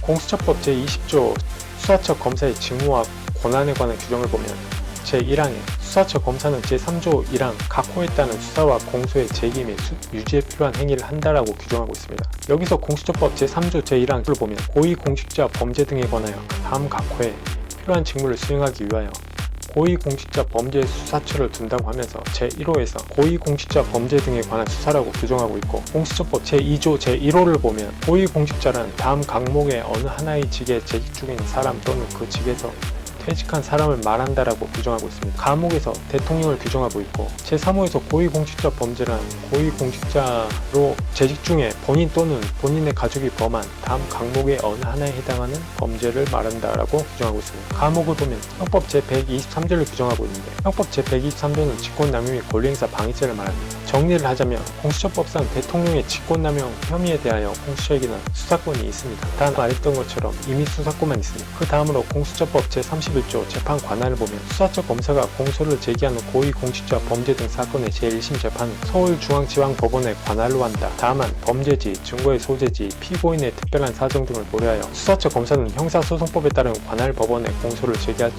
있다고 규정하고 있습니다. 한편 공수처법 제26조는 수사처 검사는 제3조 제1항 제2호에서 정하는 사건을 제외한 고위공직자 범죄 등에 관한 수사를 한 때에는 서울중앙지방검찰청 소속 검사에게 송부하여야 한다고 규정하고 있습니다. 여기서 말하는 공수처법 제3조 제1항 제2호에서 정하는 사건이라고 하면 다목 대법원장 및 대법관, 카목 검찰총장, 파목 판사 및 검사, 하목 경무관급 이상 경찰 공무원에 해당하는 고위공직자로서 재직 중에 본인 또는 본인의 가족이 범한 고위공직자 범죄 및 관련 범죄의 공소 제기와 유지입니다. 이를 정리하자면 공수처에서 공소를 제기한 사건은 원칙적으로 그 관할이 서울중앙지방법원입니다. 단 범죄지 등 특별한 사정을 고려하여 형사소송법에 따른 이른바 토지 관할에 따른 다른 법원에 공소를 제기할 수는 있습니다. 그러나 공수처가 공소를 제기할 수 있는 사건은 대법원장, 대법관, 검찰총장, 판사, 검사, 경무관급 이상 경찰 공무원이 재직 중 본인 또는 그의 가족이 범한 고위공직자 범죄 및 관련 범죄에 한정됩니다. 즉 대통령의 직권남용 혐의에 대해서는 공수처에 공소권이 없고 임의 수사만 가능하고, 그 수사를 마친 때에는 공수처법 제26조에 따라 그 공소권이 있는 서울중앙지방검찰청에 송부해야 합니다. 다시 말해 공수처에 수사권만 있는 사건은 서울중앙지검에 공소권이 있으므로 그 재판관은 그에 대응하는 서울중앙지법만 해당한다는 것입니다. 따라서 대통령의 직권남용 혐의에 대한 재판 관할은 서울중앙지검에 대응하는 서울중앙지방법원이 전속 관할이란 것입니다. 특검은 공수처법상 공수처 사건의 법원 관할은 형사소송법에 따르도록 되어 있는데, 윤석열 전 대통령에 대한 체포수색영장에 기재된 내란 우두머리 범죄 사실들한 범죄지가 서울 용산구 소재 대통령실이 포함되어 있고, 윤석열 전 대통령의 주소지 역시 서울 용산구에 위치하므로 윤석열 전 대통령의 주소지 및 범죄지를 관할하는 서울 서부지방법원에 사건 관할이 있음이 분명하고, 윤석열 전 대통령에 대한 체포 적부심 단계부터 구속영장 및 구속 적부심 단계에 이르기까지 윤석열 전 대통령은 관할 위반을 계속해서 주장해 왔으나 법원은 여러 차례 그 주장이 이유 없다고 배척하였다는 게 그들의 논리입니다. 이에 반하여 윤석열 전 대통령의 변호인단은 검찰청법 제3조 제1항과 제4항은 각급 검찰청의 설치 및 관할 구역을 그에 대응하는 각급 법원 및 그 지원의 관할 구역에 따라 정하도록 명시하고 있고, 각급 법원의 설치와 관할 구역에 관한 법률 제4조는 각 법원의 관할을 규정하고 있으며, 이에 따라 대검찰청은 대법원에, 지방검찰청은 지방법원에 대응하도록 설치되어 있는 것입니다. 공수처법 제31조는 수사처 검사가 직접 공소를 제기하는 경우 제1심 재판의 관할을 원칙적으로 서울중앙지방법원으로 정하고 있고, 그 단서로서 범죄지나 피고인의 사정 등을 고려하여 형사소송법상 관할법원에 공소를 제기할 수 있음을 예외적으로 허용하고 있으나, 공수처법 제26조는 공수처에게 공소권이 없는, 즉 수사권만 있는 사건에 대해서는 수사를 마치고 관계 서류와 증거물을 서울중앙지방검찰청 검사에게 송부하여야 하고, 서울중앙지방검찰청 검사는 해당 사건에 대한 공소 제기 여부를 공수처장에게 통보해야 한다고 규정하고 있기 때문에, 공수처에게 수사권만 있고 공소권이 없는 사건은 공수처법 제26조가 적용되어 제1심 관할은 서울중앙지방법원이 전속됨이 명백하고, 공수처는 대통령의 고위공직자 범죄에 관한 수사권만 있고 공소 제기와 그 유지권은 없어 공수처법 제3조 제1호와 같이 윤석열 전 대통령에 대한 이번 체포방해 등 사건은 공수처에 공소권이 없는 사건에 해당하므로 공수처법 제31조가 아닌 공수처법 제26조가 적용돼야 할 사안이므로 공수처는 본 사건은 서울중앙지방검찰청에 이송하여야 하며 제1심 재판 관할은 당연히 서울중앙지방법원에만 있고, 즉 서울중앙지방법원만이 전속적인 관할권을 갖는다는 것입니다. 따라서 서울중앙지방법원만이 전속 관할권을 가진 사건에 대해 서울서부지방법원에 체포영장을 청구한 것은 관할을 명백히 위반한 절차이고, 서울서부지방법원은 관할 위반의 사유로 영장을 기각하지 않고 이를 발부하였는데, 해당 체포 구속영장은 절차상 위법하여 무효이며 이에 기초한 집행 역시 위법하다는 것입니다. 백대현 판사는 공수처법상 윤석열 전 대통령에 대한 내란 우두머리 혐의 및 직권남용 권리행사 방해 혐의는 공수처에 수사권이 있긴 하지만 공수처 검사가 직접 공소를 제기할 수 있는 범죄는 아니라고 하면서, 공수처법은 공수처 검사가 공소를 제기하는 고위공직자 범죄 등 사건의 제1심 재판은 서울중앙지방법원의 관할로 한다라고 정하고 있을 뿐, 결국 공수처의 영장 청구에 관한 재판 관할은 형사소송법에 따라 윤석열 전 대통령의 내란 우두머리 및 직권남용 권리행사 방해 혐의는 서울 용산구에 위치한 대통령실에서 이루어졌고, 공수처가 윤석열 전 대통령의 혐의 사실에 대하여 수사할 당시 윤석열 전 대통령은 서울 용산구에 있는 대통령 관저에 거주하였으므로 형사소송법에 따라 서울 용산구를 관할하는 서울 서부지방법원의 형사소송법상 토지 관할이 인정되므로 서울 서부지방법원의 관할이 인정됐다고 판단하였습니다. 하지만 지금까지 수사기관의 모든 수사나 공소 제기가 하나의 동일한 관할에서만 이루어져 왔다는 점에서 별도의 규정이 있는 게 아니라며 수사와 공소 제기의 관할은 일치해야 하는 게 맞습니다. 그런데 공수처법은 백대현 판사가 언급했듯이 재판 관할은 규정하고 있는데 수사 관할, 특히 영장 관할에 대해서는 별도로 규정하고 있지 않습니다. 그렇다면 그동안의 관행이나 사례들에 비추어 판단해야 하는데, 공수처에게 수사권만 있는 경우 그 재판 관할은 서울중앙지방법원이 유일하다면 그 영장 청구 역시 서울중앙지방법원에만 하는 것이 맞습니다. 공수처가 서울중앙지방법원이 아닌 이번 사건처럼 서울서부지방법원에 영장을 청구할 수 있는 경우는 공수처에게 공소권이 있어 공수처법 제31조가 적용되는 경우입니다. 그런데 공수처는 윤석열 전 대통령에 대해서는 직권남용 혐의와 관련해서 헌법 제84조에 따라 이미 수사권만 있고, 내란 혐의에 대해서는 직권남용 혐의에 대한 수사 사실을 입증하지 못한다면 수사권이 아예 없습니다. 그렇다면 이 경우 영장 청구 자체가 불가능하지만, 굳이 영장 관할을 따져본다면 공수처의 공소권이 있는 사건에 관한 관할 규정이 공수처법 제31조는 적용되지 않고, 공수처에게 수사권만 있는 사건에 관한 관할 규정이 공수처법 제26조만 적용 가능합니다. 즉 공수처는 수사를 마치고 관련 사건 일체를 서울중앙지검 검사에게 송부하여야 하고, 사건의 재판 관할은 서울중앙지방법원이고 영장 관할 역시 서울중앙지방법원이 맞습니다. 지금까지 다른 여타의 모든 형사사건이 해당 사건을 담당하는 경찰이나 검찰에 대응하는 동일한 법원이 영장이나 재판 관할을 맡아왔다는 점에서 윤석열 전 대통령에 대한 사건 또한 오직 서울중앙지방법원만 영장이며 공소제기의 모든 관할입니다. 재판이 아니라 영장 청구의 문제이고, 공수처 검사도 검사이기 때문에 서울 서부지방법원에 영장을 청구할 수 있는 거 아니냐라고 반론을 제기할 수 있습니다. 하지만 영장이라는 게 반드시 수사와 공소제기를 전제로 하기 때문에 공수처에게 수사권만 있는 경우에는 공수처법 제26조에 따라 서울중앙지방법원만이 유일한 전속 관할입니다. 공수처에게 공소권도 있는 경우라면 공수처법 제31조에 따라 서울 서부지방법원에게도 영장을 청구할 수 있습니다. 하지만 윤석열 전 대통령에 대한 내란 혐의 사건의 수사권이 공수처에 있다고 가정하고 본다면 공수처법상 공소권이 없고 수사권만 있기 때문에 공수처법 제26조에 따라 서울중앙지방법원에만 영장을 청구할 수 있습니다. 일반적으로 재판 관할이 곧 수사 관할이고 영장 관할이라는 점에서 공수처법이 특별히 재판 관할 이외에 영장 관할을 별도로 규정하고 있지 않고 있고, 유독 공수처에게만 재판 관할 이외의 곳에 영장 관할을 특별히 인정해야 할 이유가 없다는 점에서 공수처의 재판 관할이 곧 영장 관할이라고 보아야 합니다. 이 점 항소심에서 좀 더 강하게 다퉈볼 필요성이 있습니다. 공소권이 없는 공수처에게 서울 서부지방법원은 영장 관할권이 없습니다. 이 점 명백히 해야 합니다.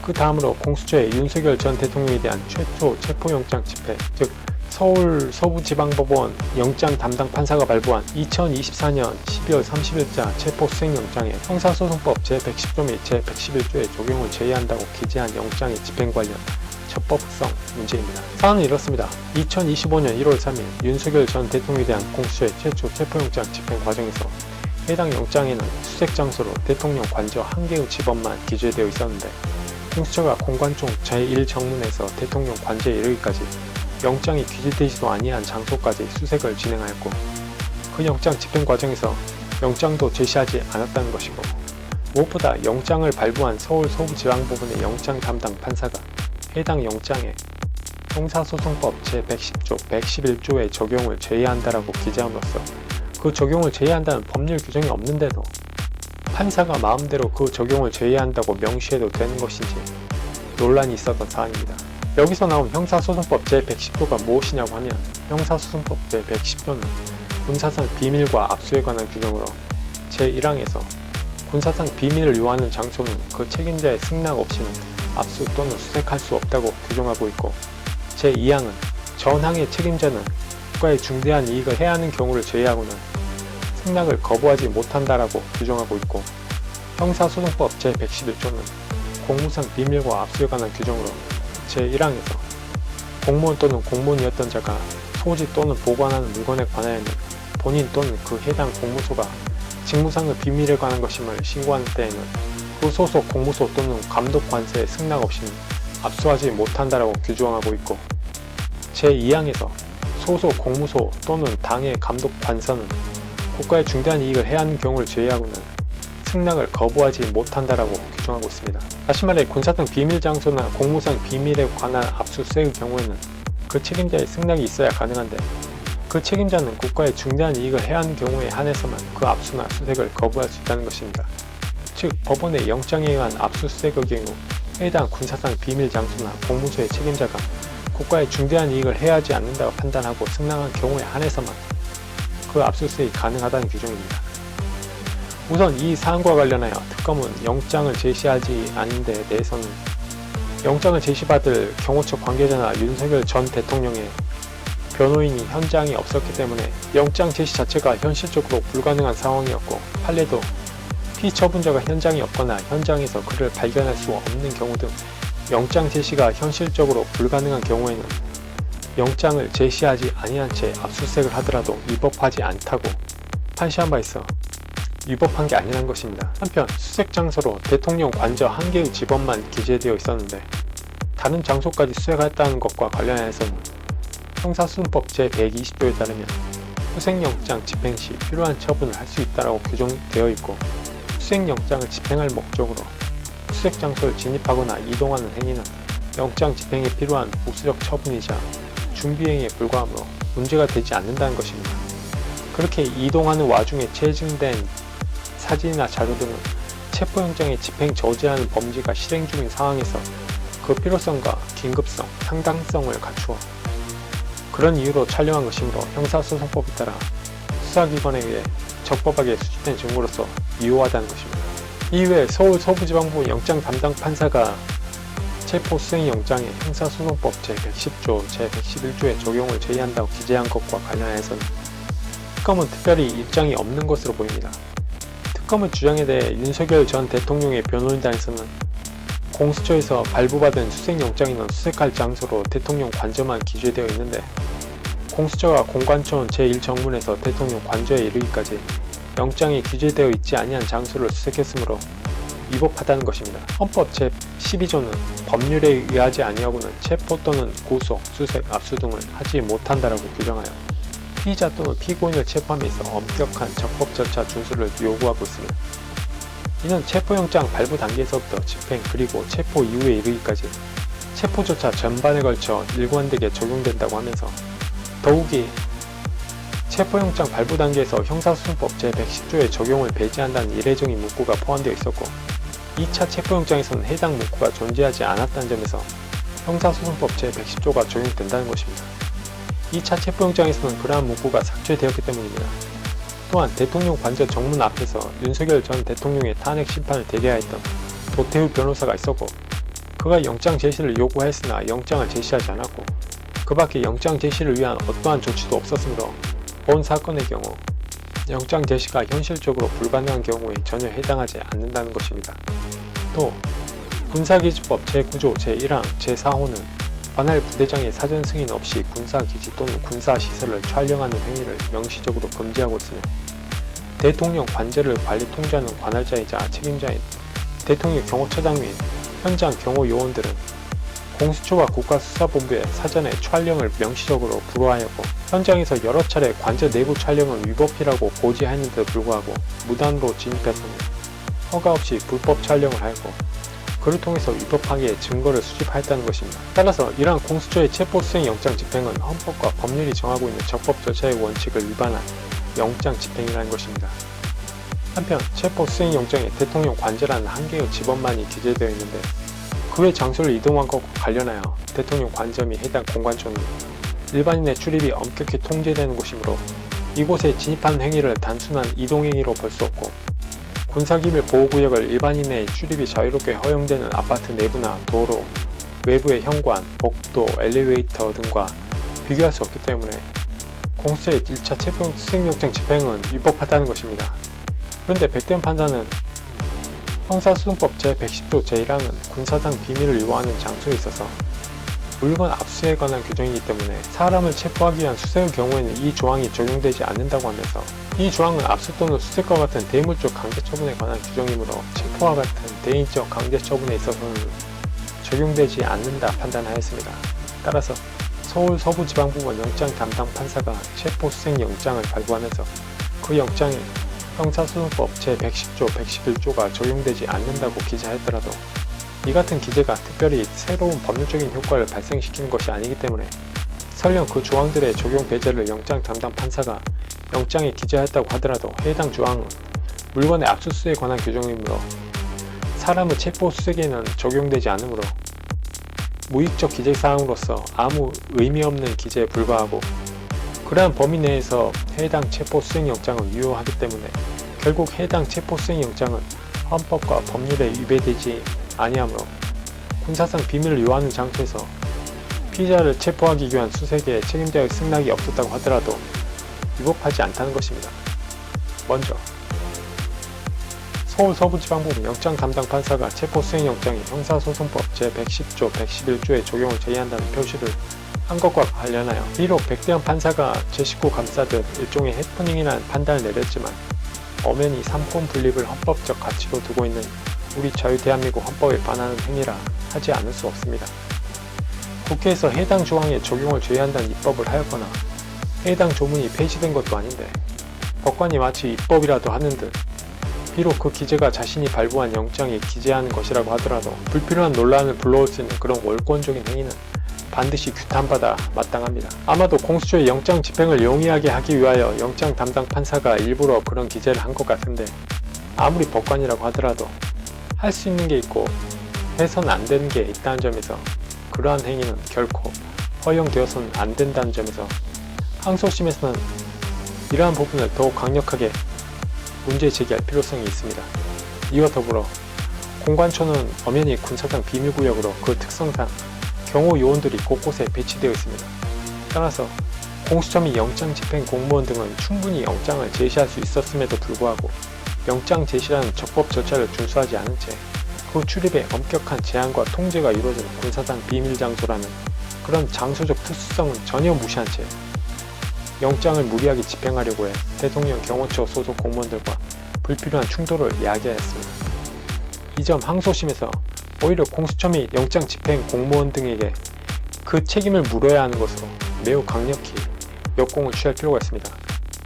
따라서 공수처가 2025년 1월 7일 1차 체포 수색영장 집행 당시 공수처 및 영장 집행 담당 공무원 등은 영장도 제시하지 않은 채 군사상 비밀 장소인 대통령 관저가 위치한 공관촌에 무리하게 진입하였고 그로 인하여 부득이 경호처 소속 공무원들이 대응함으로써 공수처 및 영장 집행 공무원 등과 충돌이 발생할 수밖에 없었다는 점에서 이는 대통령 경호처의 정당한 업무상 대응 행위였으므로 윤석열 전 대통령에 대한 특수공무집행 방해라든지 직권남용 및 권리행사 방해, 범인도피 교사 혐의 또한 전혀 성립하지 않고 무죄가 맞습니다. 마지막으로 공수처의 제2차 체포영장 집행과 관련하여 윤석열 전 대통령이 받고 있는 직권남용 및 권리행사 방해 사안입니다.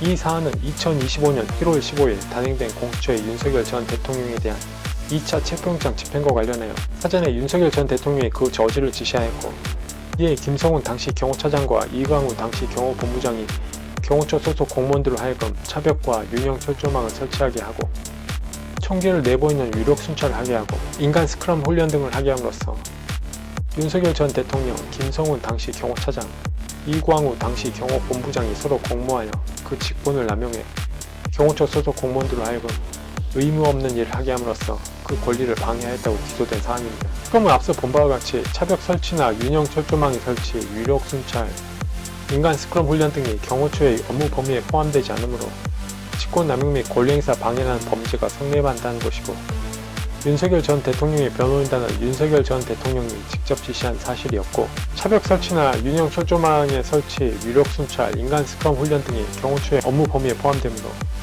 직권남용 및 권리행사 방해죄가 성립되지 않는다는 것입니다.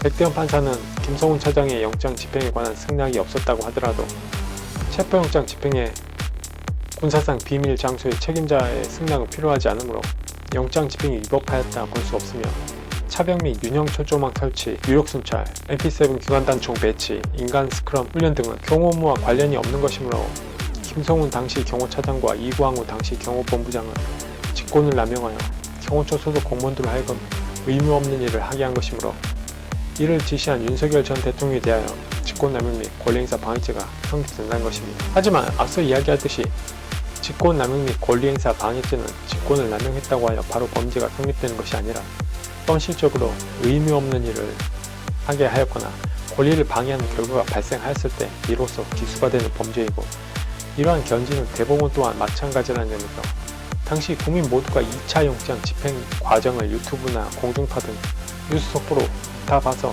아는 사실이지만, 대통령 경호처가 특별히 영장 집행을 방해하거나 영장 집행 공무원들과 충돌하지 않았고, 차벽이나 유령 철조망 설치, 유력 순찰 등은 당시 민노총의 침투 첩보에 따라 대통령 경호처의 업무 범위 내에서 이루어진 행위들로서 이것이 특별히 영장 집행을 방해하였다고 볼 수 없으므로 당시 경호 업무를 지휘 감독한 김성훈 당시 경호처 차장과 이광우 당시 경호본부장에게 특수공무 집행 방해 혐의가 성립되지 않으므로 윤석열 전 대통령이 마치 이를 지시하여 김성훈 전 차장이나 이광우 전 본부장을 포함한 경호처 소속 공무원들과 의무 없는 일을 하게 했다는 직권남용 및 권리행사 방해 혐의는 당연히 무죄입니다. 정리를 하자면 윤석열 전 대통령의 체포방해된 혐의와 관련해서는 11가지의 쟁점이 있습니다. 첫째, 비상계엄 선포와 관련하여 일부 국무위원들이 국무회의에 참석하지 못하여 해당 국무위원의 국무회의 심의권을 침해하여 윤석열 전 대통령에게 형법 제123조 직권남용 및 권리행사 방해죄가 성립한다는 쟁점은 국무회의에 국무위원 전원이 참석해야 한다는 규정이 없고, 당시 국무회의 개최를 위한 의사 정족수를 충족하였고, 신속성과 밀행성을 요구하는 비상계엄의 성격상 당시 국무회의에 참석한 국무위원들의 면면을 보았을 때 참석하지 않은 국무위원들의 사이에 합리적인 차이가 존재한다는 걸 볼 수 있고, 무엇보다 국무위원은 대통령의 국정 수행을 위한 보좌기구에 지나지 아니하므로 설령 일부 국무위원이 국무회의에 참석하지 못했다고 하더라도 그 심의권을 침해하였다고 볼 수 없다는 점에서 이와 관련된 윤석열 전 대통령의 혐의는 무죄입니다. 둘째, 당시 강희구 전 대통령실 부속실장이 비상계엄 선포 당시 미처 작성하지 못했던 비상계엄 선포문을 비상계엄이 해제되고 난 뒤 작성하였고, 그에 서명한 윤석열 전 대통령의 행위가 허위 공문서 작성죄에 해당하는지와 관련해서는 당시 상황의 긴박성 등으로 인하여 부득이 완성하지 못한 문서를 추후에 소급하여 완성한 것에 지나지 아니하므로 이를 가지고 단순히 서명 날짜를 비상계엄 선포 당시로 기재하였다고 하여 그것이 곧 허위 공문서를 작성한 것이라고 볼 수는 없다는 점에서, 무엇보다 일반 회사에서도 사정이 급한 경우 일단 실행하고 그 기한 결제는 추후에 받는 점 등에 비추어 일반 기업체나 공무를 담당하는 정부나 그 운영 방식은 크게 다를 바가 없다는 점에서도 윤석열 전 대통령에 대한 허위 공문서 작성죄는 당연히 무죄입니다. 셋째, 비상계엄 선포문 폐기 관련입니다. 이건 작성자인 강희구 당시 대통령 부속실장이 그 절차를 제대로 따르지 않아 성립되는 범죄로서 단순히 당시 부속실장을 믿고 승인한 것에 불과한 윤석열 전 대통령에게 그 책임을 물을 수는 없다는 점에서 폐기로 인한 잘못과 그 책임은 그 폐기를 행한 담당자가 부담해야 할 부분이지 단순히 결재권자였다고 하여 그 책임을 묻는 것은 적절하지 않다는 점에서 윤석열 전 대통령은 무죄입니다. 넷째, 비상계엄 선포문 행사 관련입니다. 특검에서는 이 비상계엄 선포문이 허위이고 공문서이기 때문에 허위 공문서 행사죄가 성립된다고 하는데 이 비상계엄 선포문은 허위가 아니고 비상계엄 선포문 당시 담당자가 미처 챙기지 못한 걸 나중에 소급해서 작성 완료한 문서로서 허위 공문서가 아니기 때문에 허위 공문서 행사죄는 성립되지 않으므로 윤석열 전 대통령은 당연히 무죄입니다. 다섯째, 비상계엄이 해제된 이후 윤석열 전 대통령이 당시 해외 홍보비서관에게 연락하여 비상계엄 당시 국회 출입을 통지하지 않았고 헌법 틀 안에서 이루어진 비상조치였다고 외신 기자에게 전파하라고 지시한 게 진실만을 이야기할 의무가 있는 해외 홍보비서관으로 하여금 의무 없는 일을 하게 했다고 하여 윤석열 전 대통령에게 직권남용 및 권리행사 방해죄가 성립된다는 것과 관련해서는 해외 홍보비서관이 국가 공무원이긴 하나 그 지위나 역할을 단순히 대통령의 국정 입장을 대외에 전달한 메신저이자 보좌기구에 지나지 않는다는 점에서 윤석열 전 대통령은 당연히 무죄입니다. 여섯째, 단순히 윤석열 전 대통령이 김성훈 전 경호차장에게 보안조치에 만전을 기하라고 한 발언이 비상계엄에 참여한 3인의 군사령관의 비화폰 통화 목록 등을 수사기관이 보지 못하도록 지시하였다는 것과 관련해서는 윤석열 전 대통령이 군사령관들이 쓰던 비화폰의 통화 목록을 삭제하라고 김성훈 전 경호차장에게 직접 지시한 사실이 없고 군사령관들의 비화폰에 대한 보안조치는 김성훈 전 경호차장의 독자적인 판단에서 이루어졌을 뿐만 아니라 실제 3인의 군사령관이 수사기관에 제출한 비화폰에 대해서는 통화목록 삭제 등의 결과가 발생하지 않았다는 점에서 대통령 경호법상 직권남용죄가 성립되지 않으므로 윤석열 전 대통령은 무죄입니다. 일곱째, 윤석열 전 대통령에 대한 공수처의 1, 2차 체포영장 집행과 관련하여 윤석열 전 대통령이 그 저지를 지시하였고 그로 인하여 1차 체포영장 집행 당시에는 영장 담당 공무원 등의 경호처 소속 공무원들의 유영력 행사가 있었고 2차 체포영장 집행과 관련해서는 차벽이나 윤영철조망 설치, 유력순찰, 인간 스크럼 훈련 등과 같은 저지 시도가 있었으므로 윤석열 전 대통령의 특수공무집행 방해 및 직권남용 권리행사 방해, 범위도피 교사죄가 성립된다는 것과 관련해서는 공수처의 1차 체포영장 집행은 영장 제시도 없이 무리하게 집행되는 바람에 경호처 소속 공무원들의 대응이 있었고 이는 업무상 정당한 행위로서 적법하고 2차 체포영장 집행 전 설치된 차벽이나 윤영철조망, 유력순찰, 인간 스크럼 훈련, MP7 기관단총 이런 모든 것들은 민노총의 침투 첩보에 따라 경호처의 업무 범위 내에서 이루어진 행위이므로 특수공무집행 방해나 직권남용 및 권리행사 방해가 성립되지 않고 그러한 경호처의 행위가 윤석열 전 대통령을 도피시키기 위한 행위였다고도 볼 수 없으므로 윤석열 전 대통령에 대한 특수공무집행 방해 및 직권남용 및 권리행사 방해, 범인도피 교사죄는 모두 성립하지 않습니다. 따라서 모두 무죄입니다. 여덟째, 공수처의 내란죄 수사권 전부 문제의 경우 공수처가 애초에 윤석열 전 대통령에 대한 직권남용 수사를 개시하지 않는 상태에서 곧바로 내란죄를 수사한 것이라면 공수처에게 내란죄 수사권이 발생하지 않으므로 특별히 공수처가 수사 개시 단계부터 윤석열 전 대통령에 대한 직권남용 수사를 개시한 사실이 없다면 윤석열 전 대통령에 대한 내란죄 수사권은 공수처에게 존재하지 않습니다. 한편 직권남용 수사의 경우 헌법 제84조 대통령의 불소추 특권 취지에 따라 대통령에 대한 대행적 강제 수사권은 공수처에 존재하지 않습니다. 따라서 공수처에게는 윤석열 전 대통령에 대해서 직권남용과 관련해서 임의 수사권만 있고 이를 제외하고는 어떠한 수사권도 없습니다. 아홉째, 서울 서부지방법원의 관할 문제인데 공수처는 공소권이 있는 사건에 하나여 서울중앙지방법원이 아닌 다른 법원을 관할로 할 수 있습니다. 또 윤석열 전 대통령의 직권남용 혐의에 대해서는 임의 수사만 한 후 관련 사건을 서울중앙지검에 송부만 할 수 있습니다. 따라서 공수처의 윤석열 전 대통령의 혐의와 관련해서는 서울중앙지검에 대응하는 서울중앙지법에만 관할권이 인정되고 공수처의 영장과 관련하여 특별한 규정이 없는 상황에서는 공수처법상 재판 관할이 유일하다는 점에 비추어 공수처는 서울중앙지법에만 영장을 청구하는 게 맞습니다. 서울 서부지방법원에 대한 영장 청구는 관할 위반입니다.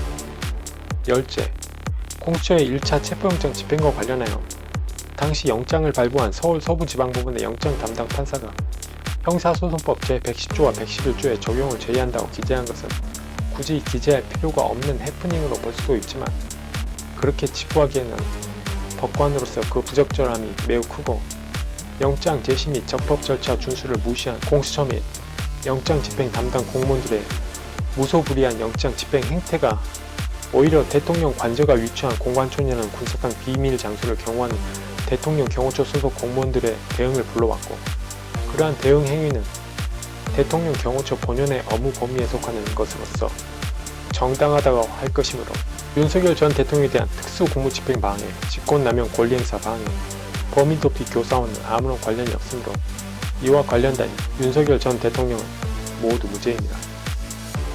마지막으로 11째, 윤석열 전 대통령에 대한 공수처의 2차 체포영장 집행과 관련해서는 앞서 이야기한 것과 마찬가지로 차벽이나 유령 철조망 설치, 유력 순찰, 인간 스크럼 훈련 등의 민노총의 침투 첩보에 따라 경호처의 업무 범위 내에서 이루어진 행위이므로 특수 공무집행 방해나 직권남용 권리행사 방해가 성립되지 않고, 그러한 경호처의 행위가 윤석열 전 대통령을 도피시키기 위한 행위였다고도 볼 수 없으므로 윤석열 전 대통령에 대한 특수 공무집행 방해 및 직권남용 권리행사 방해, 범인도피 교사죄는 모두 무죄입니다.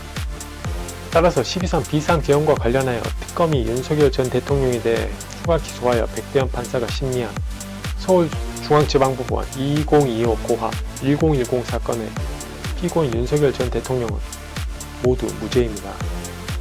하지만 그렇지 못했다는 점에서 윤석열 전 대통령의 변호인단이 항소심에서 좀 더 힘써주기를 바랍니다. 우리 자유대한민국의 보수우파 구성원들은 각자 영역에서 누구는 이재명 대통령을 상대로, 누구는 민주당을 상대로, 누구는 아스팔트에서, 누구는 서울구치소 앞에서, 누구는 이런 이들을 후원하고 지지하고 응원하고 호응해주면서 이 땅의 자유대한민국을 지켜내고자 각자 그 역할을 하고 있다고 판단됩니다.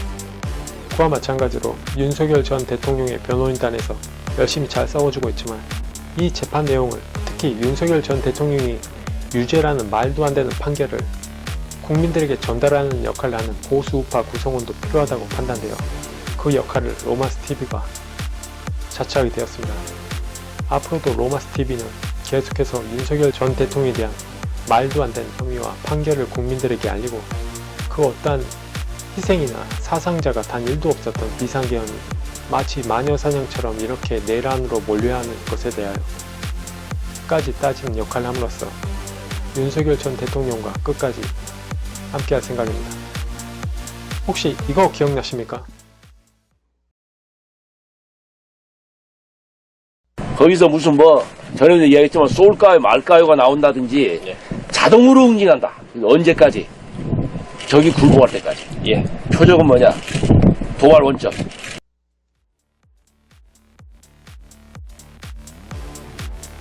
바로 김관진 전 국가안보실장의 명언입니다.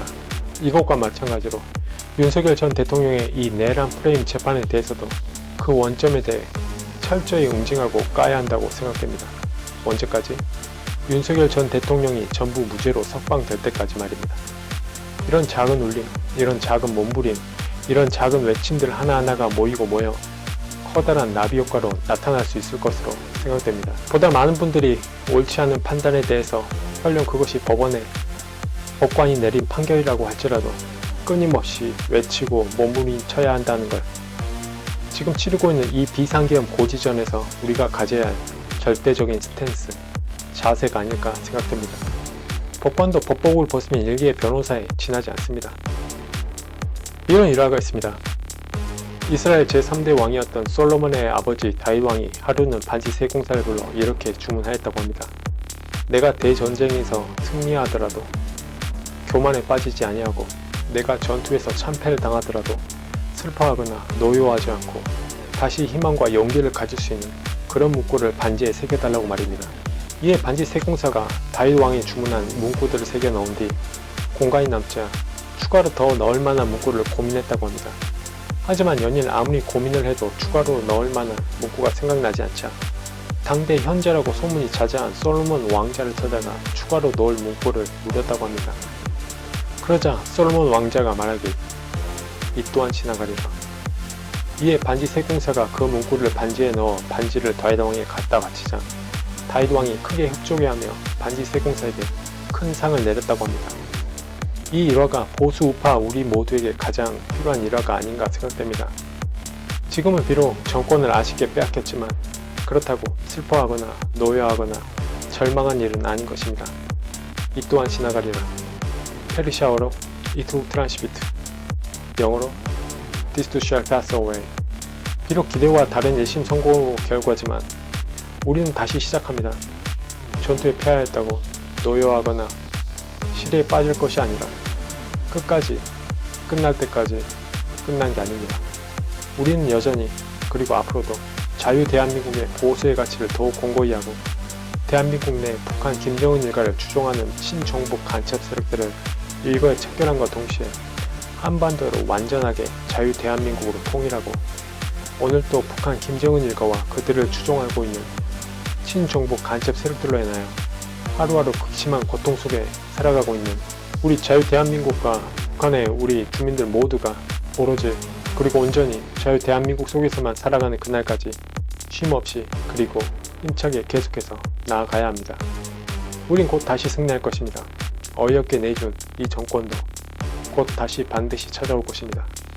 낙심하지 말고 북한 김정은 일가와 그들을 추종하는 친정복 간첩 세력들을 일거에 척결하여 북한에 있는 우리 주민들을 모두 해방시키고 한반도를 온전하고 완전하게 자유 대한민국으로 통일하는 그날까지 이투 트란시비트 This too shall pass away.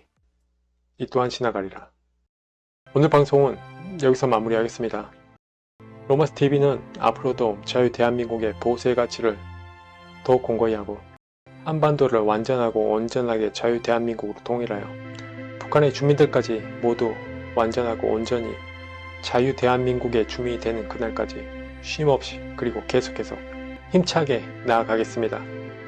앞으로도 시청자 여러분들의 많은 관심과 응원 부탁드립니다. 구독, 좋아요, 알림 설정 안 하신 분들은 지금 바로 구독, 좋아요, 알림 설정 부탁드립니다. 그럼 다음 시간에 뵙죠. 이투 트란시비트 This too shall pass away. 이 또한 지나가리라. 고맙습니다.